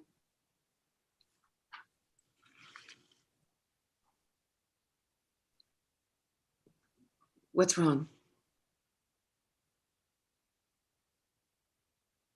I can't hear Alex. I'm sorry, guys. Not gonna get the kids. We're not going to get the kids. No. Why? What the two of you did with the kids, short of a miracle. It's gonna be Alex easier looked to at- get them now with an approved couple. I see. My fault. It's no one's fault. I'm sorry. Of course, it was going to be me. No, Jack, no. We never even had a chance because of me. We only got this far because of you. Beth is right. If it wasn't for your past, you wouldn't have been able to reach Jessica. Nobody else, in my view, could have helped these two come to terms with what happened. Then what is it? It's what you haven't come to terms with. It's that you haven't come to terms with what happened, Jack. The board won't approve a couple that's not truly 100% a team. Beth and I love each other. I know you do. Jack, you're gonna have to find on your own what you helped Jessica and Tim find. If you can do that and fast, there's still a chance. I'll be by in the morning to pick up the kids. Alex smiles and nods to Beth and then walks away. Beth moves close to Jack. She smiles and touches his face. She is wrong. You are not on your own. Jack and Beth's house, front porch, later that same evening. Jack is sitting alone on the porch. Beth comes out of the house with 2 cups of coffee. She hands Jack one of the cups and sits next to him. Jack looks away into the darkness of the coming night and looks deep within his soul. Jack, I will sit here all night until... We walked into the convenience store like ghosts. No one noticed them. No one even looked at them, but I saw them. I looked right at them. It was Memorial Day weekend and the gas station was so busy.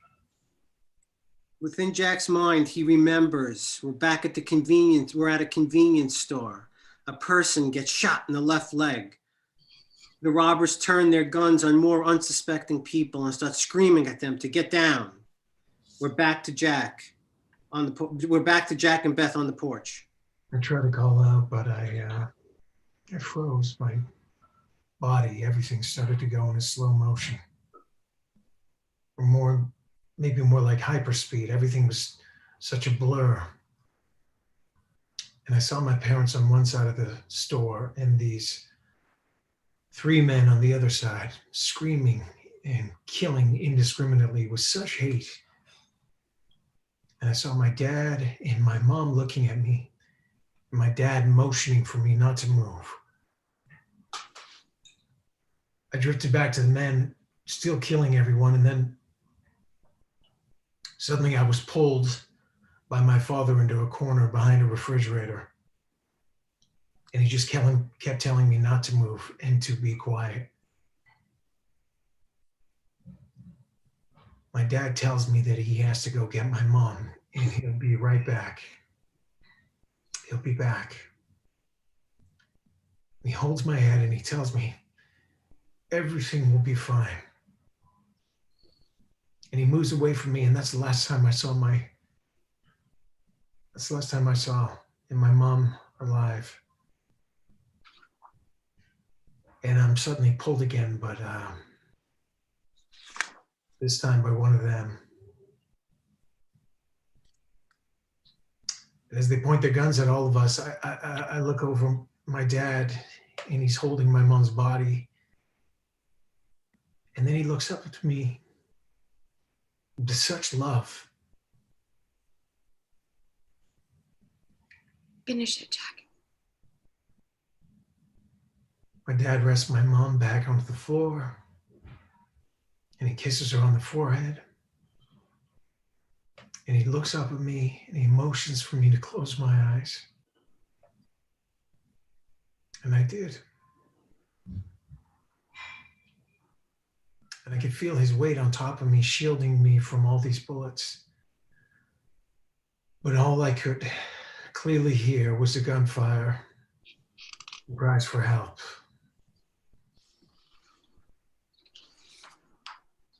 And then there was nothing, silence. And he grabbed me and pulled me up, and it was a policeman, and I was still holding onto my dad's hand. I couldn't let go.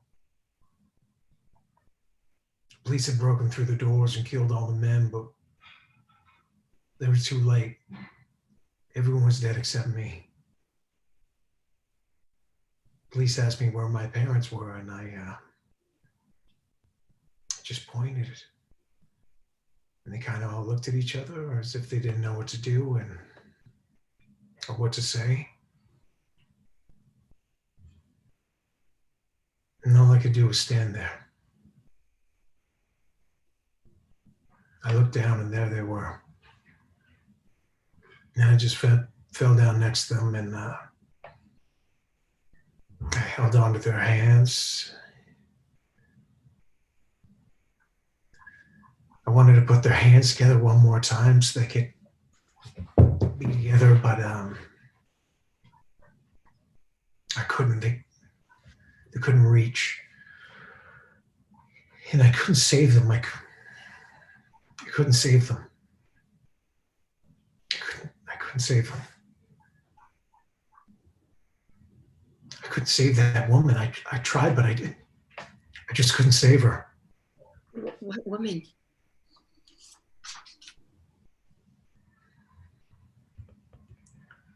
The accident that day. Something must have happened inside me. Something got triggered. That look between the two of them.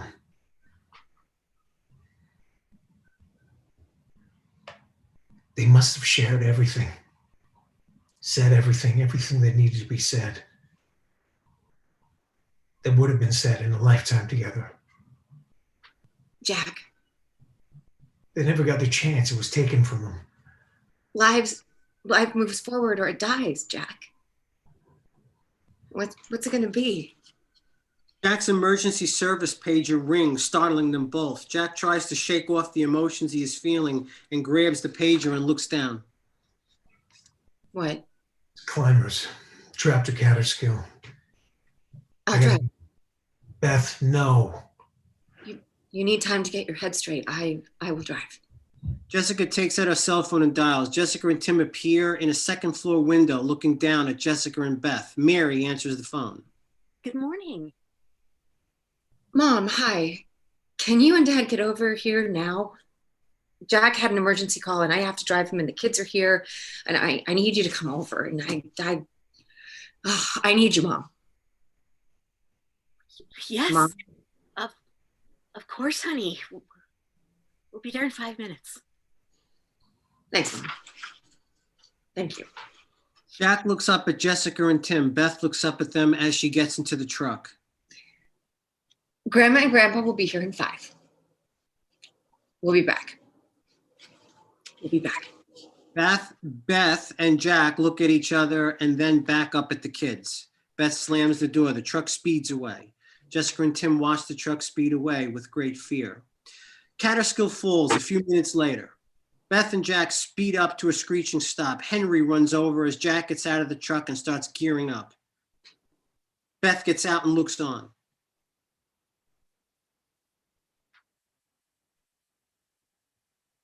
Hey, what are you doing here? Beth dodges the question. What's the situation? What, do you suddenly miss this?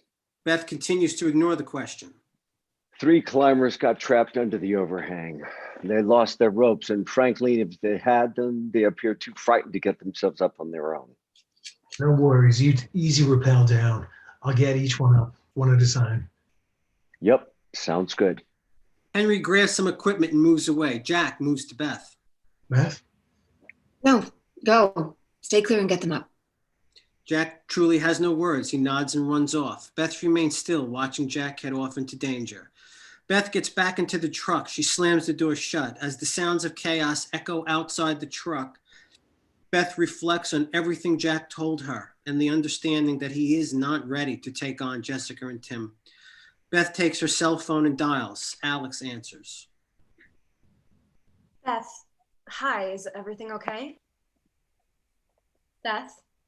Alex, yes, everything is fine. I'm sorry. You understand? I do. And I'm sorry too. I'll see you in a few hours to take the kids. Yes, okay. Beth abruptly ends the call and throws her phone down. Beth leans forward and rests her head onto the steering wheel. The sounds from outside the truck fade away. Equipment suddenly crashes and screams jolt Beth to attention. Beth runs over and finds Henry collapsed to the ground, his leg bleeding out. Henry? The compressor exploded. Beth looks over and sees another rescue worker holding his head bleeding from the face. Peter. I'm fine. Beth turns and sees 2 climbers off to the side. Jack? Still down there with one more climber to get up. Beth starts grabbing bandages and wrapping up Henry's leg. No, go, stop, go. Henry grabs the bandages and continues wrapping up his leg. Beth moves to a truck and starts gearing up. She suddenly hears Jack's voice from over the cliff. Henry. Beth secures a rope to the truck and runs to the top of the hill and cliff. Henry. Beth lays flat and looks over the cliff and is met by Jack looking back at her. Jack freezes when he sees Beth, a moment of realization between them about the situation at hand. Are you secure? Yes. The pulley is shot. I'm sending down rope. I'll pull her up. Beth. What? Jack takes a beat and looks back up at Beth. I fell when the compressor blew. My left ankle's busted. Beth takes in what Jack has told her. Okay. Beth sends down one rope to Jack and has another rope that has her tied off. Jack takes the rope and secures the last person, a young woman. Okay, I'm going to start you off, but you've got to climb. The person up there is Beth. She's going to pull you up and take some weight off, but you've got to climb. The woman nods. Okay, Beth. Beth is now in a low standing position, supporting herself with her legs, taking as much weight as she can. Jack hoists her up and Jack hoists up the woman and starts climbing. But then she stops and loses her footing, putting too much weight on Beth to hold stable. Beth gets jerked forward, but she holds her ground. Jack! Jack moves directly under the woman and puts her feet back onto the rocks. You gotta climb. She cannot hold you alone. You gotta climb. I'll hold you steady. But you gotta do it. The woman gathers her strength and starts climbing. Beth pulls hard and keeps the rope straight and steady. Beth pulls hard and the woman reaches the top safely. She moves to her 2 friends. Beth lays flat and looks over the cliff again and Beth lays flat, looks over the cliff again and throws the rope back down to Jack. You set? I'm set, but Well, then shut the fuck up and climb. okay. Jack pulls himself up and gets a foothold with his right leg and lets his left leg hang loose. Beth strains from the extra weight. She pulls as hard as she can, helping Jack climb to safety. Jack uses his hands more so he can let his left leg hang free. Just as Jack nears the top, he approaches a tricky spot where both legs are needed. He loses his grip and slides a bit and then slams into the rocks, hitting his head. Beth jolts forward and the rope becomes loose. She moves close to the cliff and sees that Jack is just a few feet below her, close enough to take his hand. Beth makes sure she is secure with a safety rope and pushes herself far over the cliffside. Jack. Stop, Beth. Stop. You're coming over too far. No, I am secure. Let's go. Reach up to me. No, it's too dangerous. I'll just wait here. Go get more help. Yes, Jack, you're going to wait there with a broken ankle that's swelling like crazy until I can get another crew in here? No. Great plan, but no. Reach up now. Beth, no. Just reach out. Jack remembers trying to put his parents' hands together, but they would not reach. Reach out, Jack. Jack gets a solid hold with his hands and pushes hard with his right leg and moves straight up toward Beth. Jack swings up his hand and both their hands tightly clasp together. I've got you. Beth pulls hard as Jack pulls. Beth pulls hard as Jack pushes with his right leg. The top of the hill. Jack reaches the top and rolls himself over to safety. Beth and Jack never let go of each other. Beth moves Jack to safety and then moves to check his left foot, but Jack stops her and pulls her close. Jack and Beth look at each other more deeply than they've ever have before. With no words, their faces express the love they have for one another. Forward. Together. Always. Always together. Halloween fair 1 year later. A baseball sits on the grass. Tim's hand reaches down. He picks up the ball and throws it to Jack. Jack throws the ball back to Tim. Jack smiles. Beth appears next to Jack. They are truly happy. Jack kisses her on the forehead. Beth points in the distance and Jessica is revealed, a little older and more mature, talking to the same young boy as before. They are holding hands. Jack and Beth smile and shake their heads. Trouble's coming. Henry appears and walks over to Jack and they embrace. A massive table filled to the edges with food is revealed. Lisa and Robert appear, carrying pounds of cakes and cookies. They start adding their stuff to the table. Mary and Albert appear. They both move to Beth and all embrace. Slowly, everyone makes their way around the table and they all start grabbing food, talking, laughing, and simply enjoying each other. In the years to follow, Jessica would go to law school and become an assistant district attorney in Los Angeles. She deals with child abuse cases. Her husband's name is Michael, and he's a great guy. Tim, you can see every Monday night on television. He's a fullback for the New York Jets. Just look for the big guy. Jack and Beth still live in the same home in Moss Creek, where they continue to work, live, and love, and put up with frequent visits from their children. A family they never thought they would have. I remember Jack telling me once, long after this day, that climbing life has nothing to do with being remembered for what you leave behind, but has everything to do with being remembered for how you live. And in raising a family, Jack said he and Beth had been given the greatest remembrance of all. Jack laughs and shakes his head. He pulls Beth in and they tightly embrace. The end. Yay!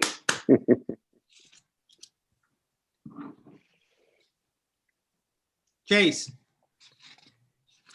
You all so very much. Steve, back to you. Thoughts, feelings, anybody? Oh, that reads pretty good. I mean, I don't read it well, but it reads pretty good. TAHMOH, the revelation scene with you and Rachel on the porch. I mean, for me, that was always the entire film, and it still is. You know, it's just wonderfully done, man. Yeah, it's a great scene, man. I really look forward to Rachel and I actually being able to do it on the day. Yeah, yeah, and it's one of those things where it doesn't. That's why I didn't want to read too much, because it doesn't read well, but visually it'll work very well. Intercutting those visuals over your remembering the past, that will work very well. But me reading it just didn't. So that's why I didn't want to read that much there. All good, man. And I apologize because I didn't have the wherewithal to realize it was going to get dark out and I was going to need a light source. So if you guys could see this right now, my laptop is open. I have an iPad in full glare on one side and my iPhone on the other side. That was why I was muted, because I had a ladder to move out of the way and then I had to find a light source. So I apologize for messing up with the muting, but it was loud in here while I was trying to find light for myself because I'm a big dummy and I forgot it was going to get dark. So, I've done that. I get it completely. Yeah. So I apologize for the disruption, but that's filmmaking, folks. No, that's fine. I have to say, Diana, you're going to make it very difficult for us to find a 16-year-old girl to do it as well as you did. Diana, you're very good. 16. Very good. Good job. Beautiful work. Yeah. Yeah. If only it were like I Steve, agree. where you can, age it We're just back. going to de-age Diana and Spellman, and that'll work fine because you guys nailed the tone perfectly. Yeah. Lovely stuff. Oh, I agree.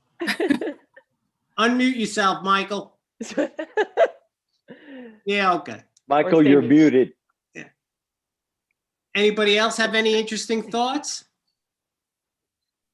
I just want to say what a powerful script and what a wonderful project to be a part of. It says so much about, you know, obviously the things we all saw about family and what love is, what counts, what matters, and courage and stretching our boundaries and doing things that are difficult when the chips are down, but coming through for ourselves and other people. And I love this script. Thank you, Steve. Oh, I appreciate that. You know, one interesting thing that I realized, I wrote a brand new scene that I could not get into the script yet, but I realized when we did the dry run that it feels like Albert needed more, like we needed more about Mary and Beth. But I didn't necessarily want to just add another scene in, because I thought the 3 scenes you guys had together was like part 1, part 2, part 3. So I've added in a new scene with Albert. And so father and daughter can have a scene together talking about more about the past, more about Mary's history, her past, some of the things she went through.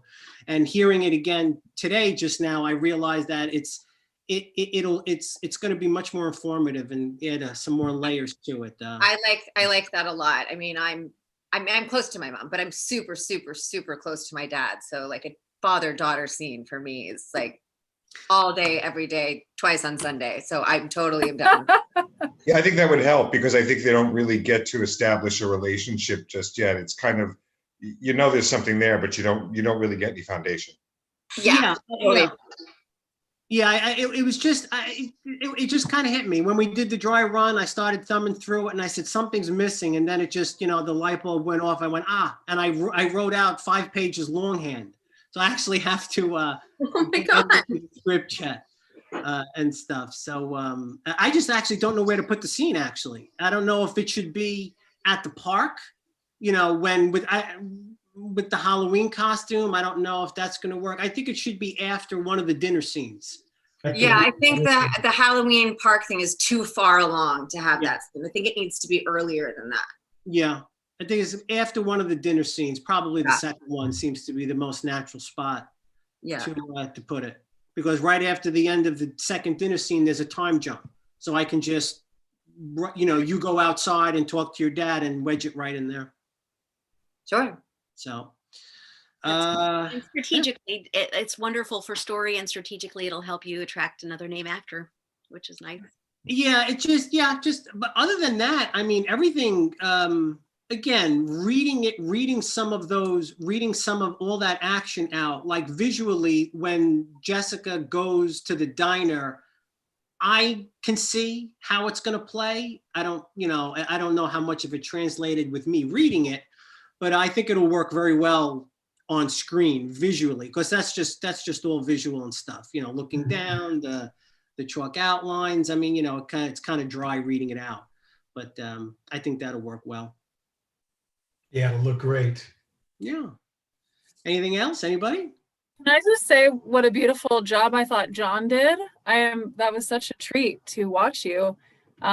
Beautiful voice, beautiful reading, so natural, and just think you're a really strong addition to all this. And yeah, it was a treat for me. Thanks. Yeah. John, it has nothing to do with being a fan from Dawson's Creek. Oh, thank you. Thank you so much. Thank you. I'm like, is she talking about me? Okay, thanks. Yes, that John, the only one on the call. Yeah. Thank you. And that monologue, again, that's something that, as I mentioned to you last week, John, when I was writing it, it was in, it was out, it was in. I just think it's a rather unique button to put at the end of the story, that'll just play over just, this family and friends, enjoying each other. And, it kind of leaves, I think, the viewers with the understanding that, wow, these guys are going to have this amazing life. Everybody will have ups and downs and stuff. And, it's unexpected because we don't start with a voiceover. And usually that's the easy, lazy writing way. You start with a voiceover, you end with a voiceover. So that's why I thought it may bump people out, but I don't think it will. I think it'll feel natural. Yeah, I think it's lovely. We've seen these people go through so much, and come together and be apart, and the mother-daughter friction and the husband and wife friction and the child friction, but to know that through all that, it goes on. It's like what Chase was saying, family, and it goes on, through all of it. So feels good. Hey, sorry, side note, I apologize about that baseball scene. I just got the note. That last minute change. Just now. But hopefully, I apologize you guys didn't get to hear it as written, but hopefully you'll find a kid that looks as young as I am and you'll be able to, do it. Yeah, that's I'm sorry I didn't revert back to what we originally thought of. I was like, what the fuck is going on? Yeah, you thought we had lost our minds. No, I was like, well, apparently they have a different script. I don't know. Yeah. You just changed baseball stats all over the place. That's okay. I kept getting it wrong. And when it happened, I went, did I do this? And I was just like, where am I? You did stump me. Congratulations.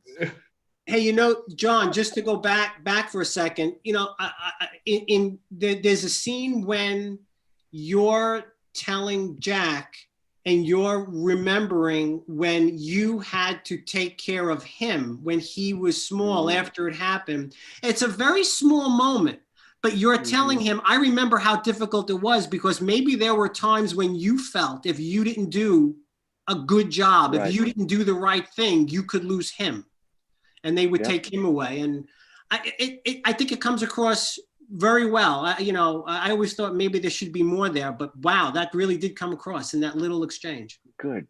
Thank you. Good. Yeah, I love that moment. Cool. Gabby, very good. Very good, Alex. Yeah. So good. Yeah. I like that. That's the way I wrote Climbing Life far before we found you for Skipping Stones, but when I was doing the rewrites and stuff, I kind of changed the character around a little bit, and like what I had put in the email to you is what you did. So that's really good. Awesome. Do you like the glasses? We can keep them if you like them. We can keep the glasses. That's good. All right, sounds good. Yeah. Very good. All right, fantastic. Rachel, fantastic. Really good stuff. Yeah. I mean, there's nothing I could say right now other than I really feel a history between you and Jack already. You feel the history between you. Mute. Mute. You're unmuted. Unmute. Mute. No, she's still muted. I muted it because my husband came out rocking around with the grill, and then I'm like, I'm terrible at this. I'm not equipped for this thing. This is maybe the third one I've ever done, and the second one was the read through of this the first time. Anyway, thank you. Future, babe. Very sweet of you. I appreciate it. So. Yeah, That's all I have to say. Did a great job. I think everyone did great, man. It's so nice to read with Rachel again, because we haven't worked with each other for a while, and I wish I had a scene with Miracle Laurie, but I just love hearing her voice again. Yeah. Well, you'll have scenes together. Yeah. You'll have the scenes together. You have scenes together, but no dialogue. You're in the same scenes together, but no dialogue. That'll have to suffice. We'll definitely improvise on the day. We'll have fun with table scenes, because as everybody here knows, dinner scenes with that many people around the table, they're just so much fun to shoot. Yeah. Oh yeah. Yeah. Oh. It's got a budget. Gonna be a blast. Days and days. Yeah, one thing I wanted to mention, Rachel, one specific scene, which I mentioned to you a while back when we first started talking, I love the whole exchange between you and Jessica when you're talking about how you met Jack.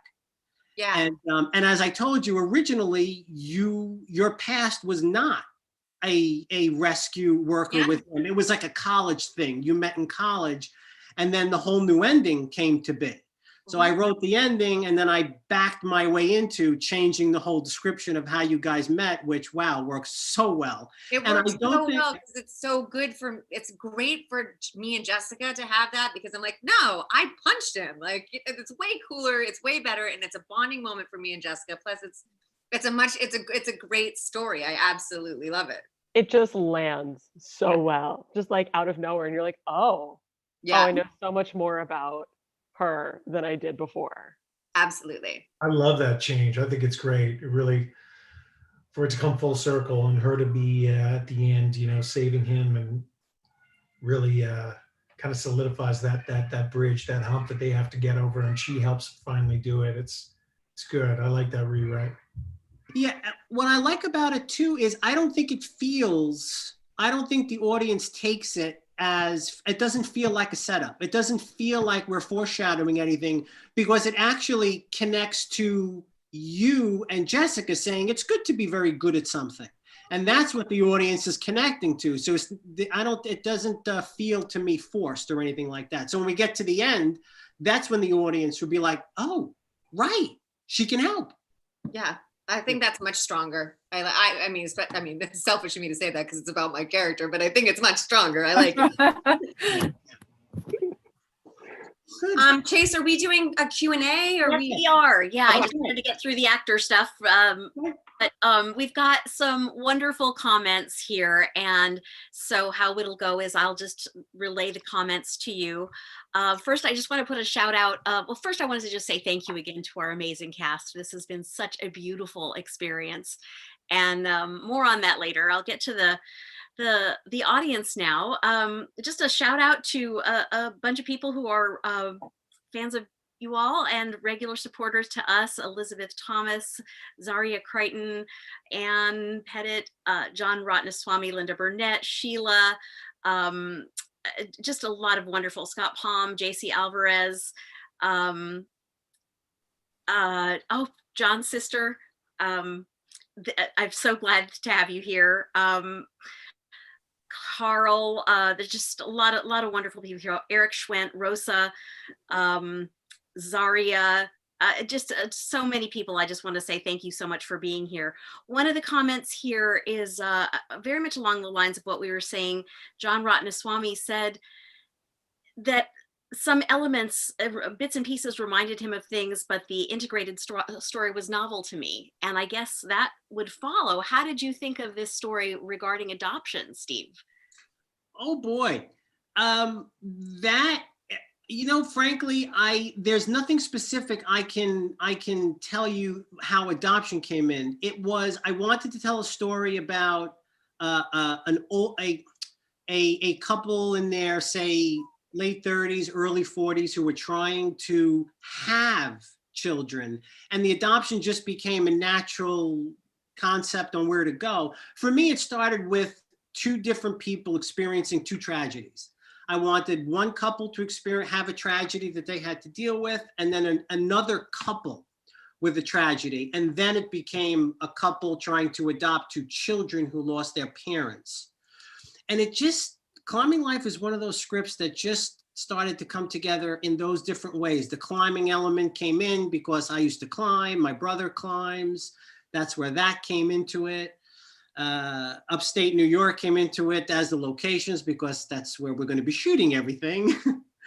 And yeah, that's how that came together. It just was a very organic way. It wasn't that I didn't have any experience that brought it, but you know, there you go. Beautiful.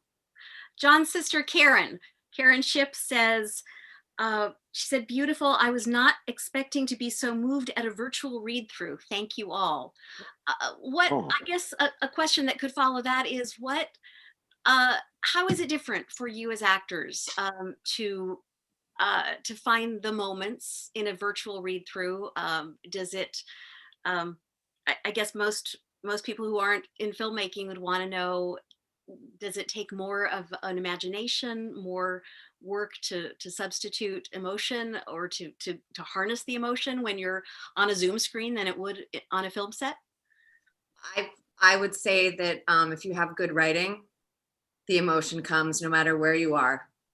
I could have been in the middle of a loud concert. I could have been here in my backyard and on Zoom. I could have been in person. But if you've got a good story and you've got good writing, I don't intend to cry. It makes me cry because I think about all this, a lot of this stuff. And I think if you've got good writing, that's the ship to sail on right there.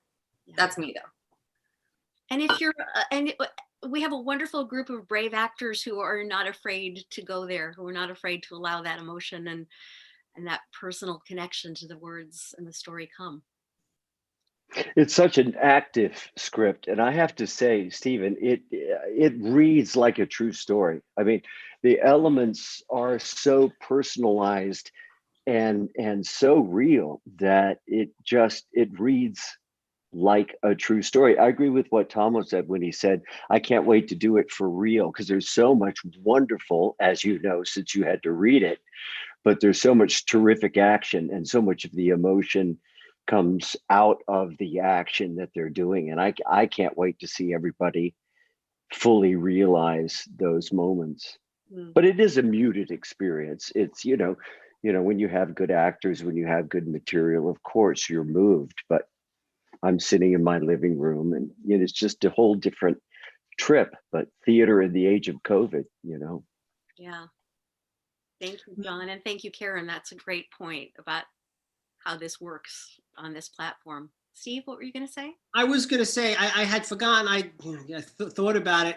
Making it feel like it could have been based on a real story was a conscious choice that I made. It's Gabby and Nate and Chase, Diana and Allie will be familiar with this. It's kind of similar to the film that we just did. It feels like it could be based on real events, but it's not. And so that was actually a conscious choice to make it feel that way, naming a town, letting people feel that they're in a real location, I think puts the audience, sets that tone, I accidentally fell into that with the last film, but with Climbing Life, it was a conscious choice. Beautiful. Lots of just wonderful comments, everyone raving and glowing about this. MD Baldo says, so who here is actually going to be in the movie? Do you want to take that, Steve? Oh, sure. Put me on the spot. Well, in some way, shape, or form, some of the people right now are already cast, and there are so many characters to be cast, but Rachel, TAHMOH, Miracle, Gabby, Chase, John, and there are going to be parts for Allie and Diana and Michael and Vinny. I just don't know where they're all, and Nate, I just don't know where they're all going to fill in yet, because as you see, there are so many roles. I mean, and even the brief exchange between Thomas and the bad guys. Those murderers need to be cast properly and cast well, and stuff. So everybody you see here will be in the film. Great. Homer Frizzell, a wonderful regular supporter of the coalition. Hi, Homer, says, where will you be shooting, in upstate New York, or is that still TBD? Right now, it's in upstate New York. That's the plan. It'll be similar and identical locations from the last film we just did. I am stealing the concept from Stephen King, and it's going to be, the town is going to be Moss Creek, New York. If anybody knows what that means, all of Stephen King's book take place in the same town. I'm from Maine, so I kind of have to know that. Yeah, which what was it? I'm blanking out. What's the name of the town in the? I forget what. You're going to ask me that. Yeah, I forgot what it was called. But but upstate New York, it'll be in the Catskills. Excellent, thank you. Let's see. Eric Schwent, who is also another wonderful regular supporter of the coalition. Hi, Eric, says, how will the movie be distributed? Theaters, streaming platforms, something else? Probably not theaters, probably streaming platforms and stuff. We're actually in the process of, we already have distribution set up for Skipping Stones, a film that we have moving now, and we're actually going to use that as a template for Climbing Life because tonally they're very similar films. So it'll be streaming and stuff like that. And right now that's, because of circumstances, the distribution models for independent films have greatly shifted over the past 9 or 10 months. So. Excellent, thank you. Very unique experience, Troy says. Beautiful experience, says Anne. We are about to send the meet and greet links. If anybody else has a specific question, people on the chat are making friends with each other, just to let you know. So there's a lot here. If anybody else has a specific question, we can take that, and we are momentarily sending you out the links to the meet and greet for those of you who signed up for that. Any more?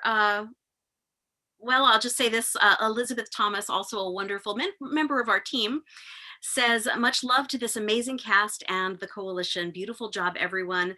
TAHMOH and Chase, I love that you're a part of this. I know you all have specific fans out there, so lots of rave reviews on this. Everyone's really enjoyed it. Anybody else? I have a question, Chase. I wanted to know exactly where in DS9 was your suite, because it's very difficult for me to place you. I mean, I know you ended up in the Allen house on Flash, but I'm just wondering. That's right. Where you were. I heard we were going to have a little thing on the Flash, John.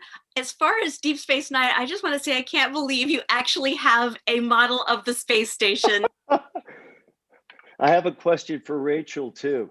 Yes. I want to talk to you about your parenting skills. Okay, what am I looking at? What is that? This is your daughter. Oh dear Lord. Oh, from which one? This was your daughter. Wasn't this was it Arrow or wasn't it? No, I did Titans. Titans. Yeah. I think this is your daughter. Oh, so Rachel. Her name is, that was, I mean, I'm not an actual parent, I'm a dog parent, but I was a terrible mother. I don't know if you saw the series, but I lured her in plans to kill her. You were not I don't really think That's why I was wondering. I didn't realize I was wondering about.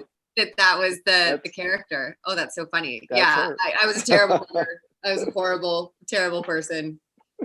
You were under a spell. He put some kind of spell on you. I was indeed. Well, there's a funny story behind that. So we were shooting in downtown Toronto, and there were paparazzi, and I was in the background. And very quickly, I was I was a horrible mother. But they have me in these really drab, horrifying clothing, and I'm just in the background in this like baggy outfit.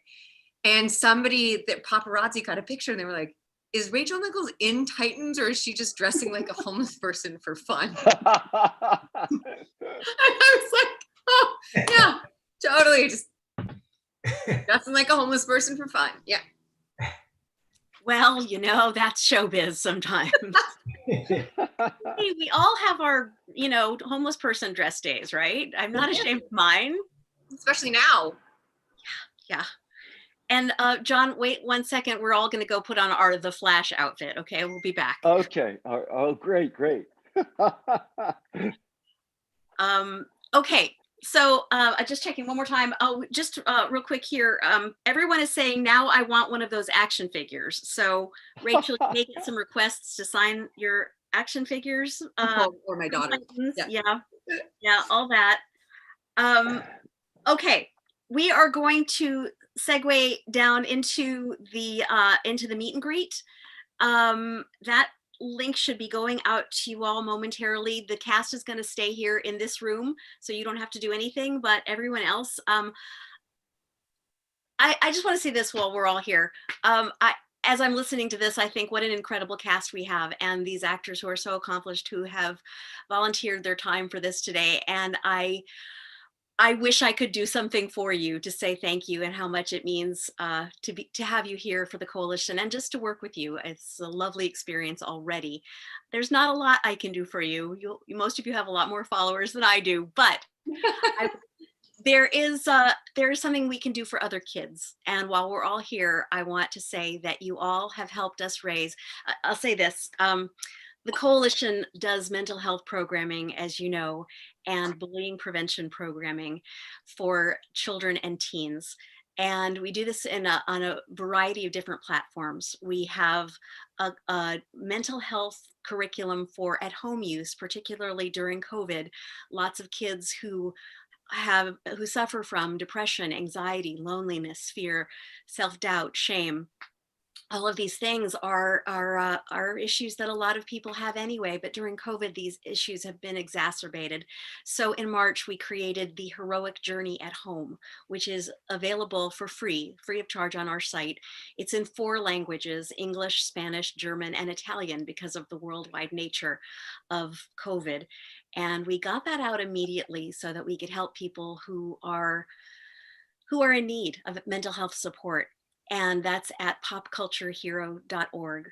We also have programs in schools and in communities. We do programming at Comic-Cons to increase inclusion and end bullying in all its forms, and bullying, misogyny, LGBTQI+ bullying, racism, and other forms of hate. One other new platform that we're using now is what I'm very proud of, and this is what this work today and all of your donations today is going for.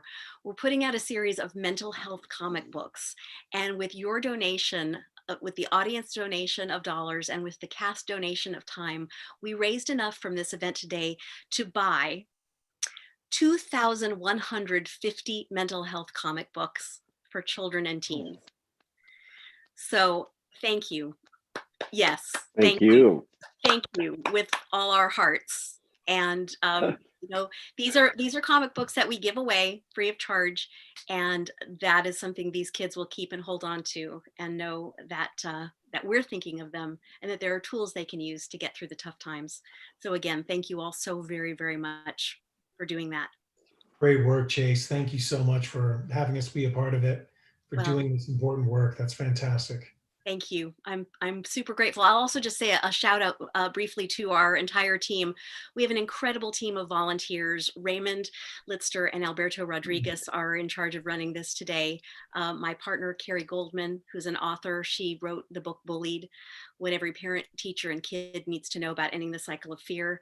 Our chief psychologist, Janina Scarlett, and we're incredibly grateful for the hours of dedication our team gives. I will also just tell you, all my work is volunteer since 2013. Your money goes straight into programmings and buying comic books and things like that. So we truly appreciate your support, and it's really exciting and fun to see the lives that are being changed. So thank you. Thank you, Chase. Thank you. All right, more on all this later. The link should be going out, and if we can just take we could take like 3 minutes as a cast and just take a little break while everyone gets in the Zoom room, and then we'll have our meet and greet. Okay? Great. Thank you. Thank you.